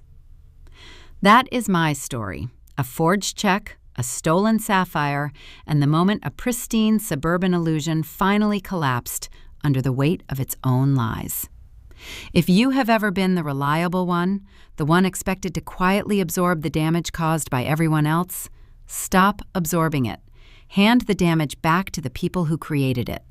Drop a comment below, hit the subscribe button, and I will see you in the next installment of Vega Vengeance. Behind the manicured lawns, the imported quartz islands, and the meticulously curated holiday photos of American suburbia, a quiet tragedy often plays out behind closed doors. It is a tragedy not born of a sudden, unpredictable disaster, but rather of systemic, long-term failures in parenting and emotional awareness. In the story of Sienna Price, we bear witness to the devastating consequences of a family dynamic built entirely on transactional affection and performative love. This narrative is not merely a tale of financial betrayal. It is a profound mirror reflecting the catastrophic cost of rescuing one child from their own choices while weaponizing the stability of another. In modern American culture, there is immense pressure on traditional families to project an image of success, harmony, and visible prestige. The American dream can easily warp into a hollow, exhausting competition if character is sacrificed for mere appearances. For Sienna's parents, Richard and Linda, their home was never a sanctuary. It was a stage set, carefully constructed to hide their profound internal decay. Their parenting values were deeply rooted in maintaining this illusion at all costs. They raised their daughters not with a foundation of fairness, honesty, or emotional awareness, but by assigning them rigid, polarized roles that served the parents' own narrative. Harper, the younger daughter, functioned as the family's golden child. In a culture that frequently equates visible social standing with moral virtue, Harper's manicured image was essential to her parents' egos. Despite a string of chaotic failures and mounting debt, she was consistently rescued by her parents, who funded her lifestyle to ensure she looked the part of a successful, devout young wife. But true long-term guidance requires parents to allow their children to face the natural consequences of their actions, teaching them resilience and accountability. By repeatedly bailing Harper out, Richard and Linda denied her this fundamental growth. They crippled her emotional development, leaving her entirely unequipped for the realities of adulthood, where debts cannot be indefinitely hidden behind a curated facade. When the water rose too high for Harper, her parents did not teach her how to swim. They stole a life preserver from her sister. On the other end of this toxic spectrum stood Sienna, a grounded probate paralegal designated as the family rock. In many traditional family structures, for every chaotic child shielded from reality, there is a quiet sibling forced to absorb the impact and carry the unseen burdens. While the golden child is celebrated for simply existing, the reliable child's competence is routinely penalized with heavier loads and dismissed boundaries. This dynamic highlights a severe lack of fairness and emotional awareness in parenting. Parents often view the quiet, steady nature of their responsible child not as a virtue to be nurtured, but as an infinite resource to be harvested. Richard and Linda assumed Sienna's reliability was synonymous with submission. They believed that because she paid her own mortgage and asked for nothing, she would silently accept the theft of her own legacy. They failed to realize that a quiet demeanor does not equal a lack of self-respect.